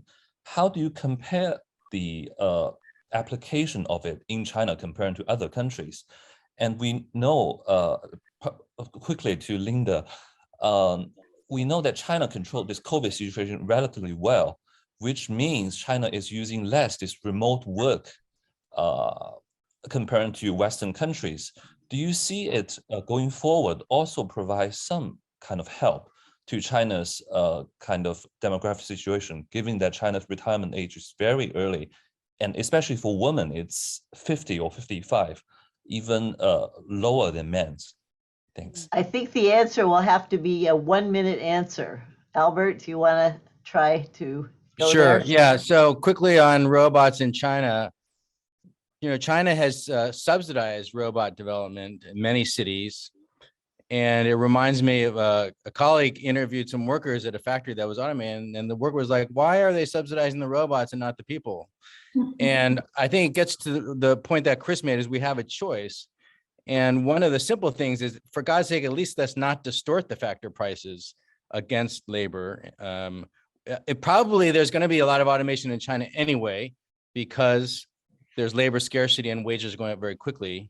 So business will do that. But to add subsidies on that is accelerating something which may take you in a direction that you may not like in the end. So that's just the quick comment on that. One other comment I wanted to just make is that, you know, we're talking about Chile, Singapore, more complicated pension systems that factor in health.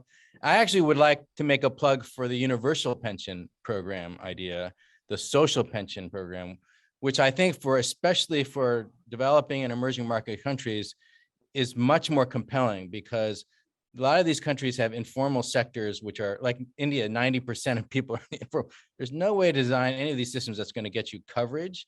And we also know from the research in China that even a small amount of pension coverage has enormous benefits for people's well-being. And so that's, I think, really a place to start. And also, last point about that is, we also know that in a lot of these rapidly developing countries, the elderly have very poor health and very low education and can really benefit. And the system can definitely afford to be generous to these people. I think I'm going to have to leave it at that, because we have the privilege of a few closing remarks from Bengt Holmström from MIT. So without further ado, would you like to share your screen? I don't have a screen. I'm going to speak just as is, because it's for so short. Well, these are great presentations, and I learned a lot, and thank you for giving me the opportunity to make some comments. I should emphasize heavily, this is not a topic I have invested much in. So that's one reason for not sharing my screen.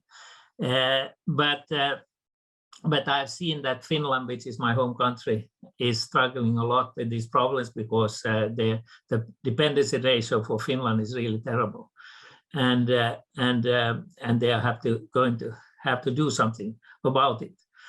I want to focus on pensions, because I'm a contract theorist, and I understand. I have followed some of Bob Merton's, my colleagues' work, and I'm going to heavily rely on his vision of how to reform the pension system. Now, let me say, this is this is not going to be technical and complicated, and this is still and not something that has been implemented. So it's kind of speculative, but I think with the increasing technology and increasing pressures on doing something, I think this is a reasonable thing to talk about. So the main problem Bob Merton has identified, and I think we all have identified actually, is this problem that we are switching, companies are switching from defined benefit to defined contribution. Defined benefit isn't a possibility anymore unless one goes down the Albert Park route, you know, where the government takes over everything. So, which I'm not in favor of. So that's kind of the challenging, because, and this is really Bob's main point, Bob Merton's main point, is that when you switch from defined benefit to defined compensation, you are switching a mindset. You are switching your mindset from actually income insurance, which is the defined benefit, plan. We are talking about guaranteed income or index guaranteed income. When we go to defined contribution, as it's 401k here in the US and elsewhere, where we ourselves have to sort of accumulate assets, suddenly we are thinking about wealth. That's how we get the reports. I look at my reports every now and then, how much, increasingly so, by the way, you know, how much have I accumulated? And Bob Merton's point is, you know, wealth, the risk involved with sort of focusing on wealth is terrible for income, or potentially terrible for income risk. That is, income risk is very different from wealth risk. So you can have an income that is something like a treasury bond or something like that, which is it sort of gives supposedly a constant. There's no risk in that sense of what its payoff. But with interest rates varying and for instance, the timing of when I would have started my annuity, I just retired, by the way, a couple of years ago. I didn't even think about going into annuities because it was an unfavorable time.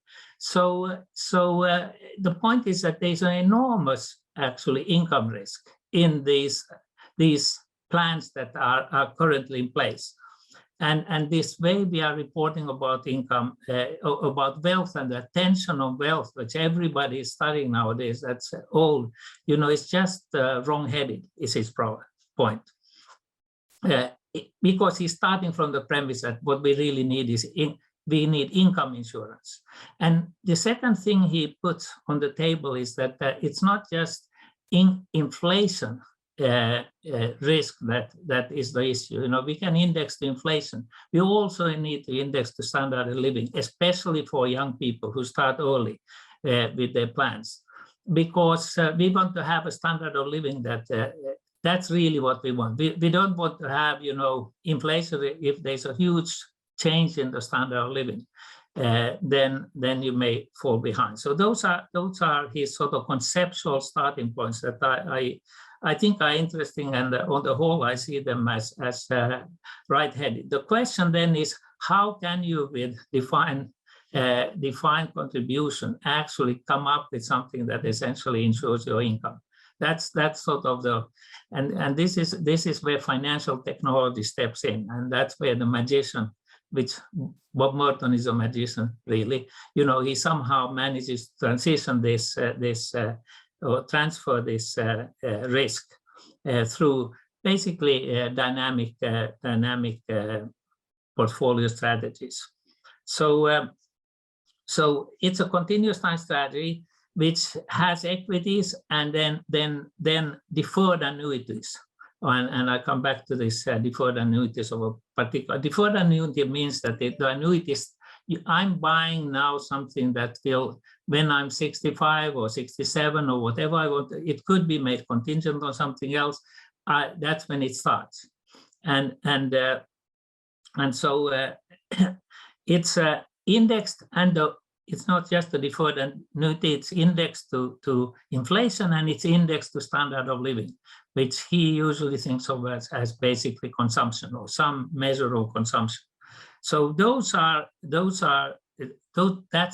the part of the basic sort of trick of how to transition take the DCs.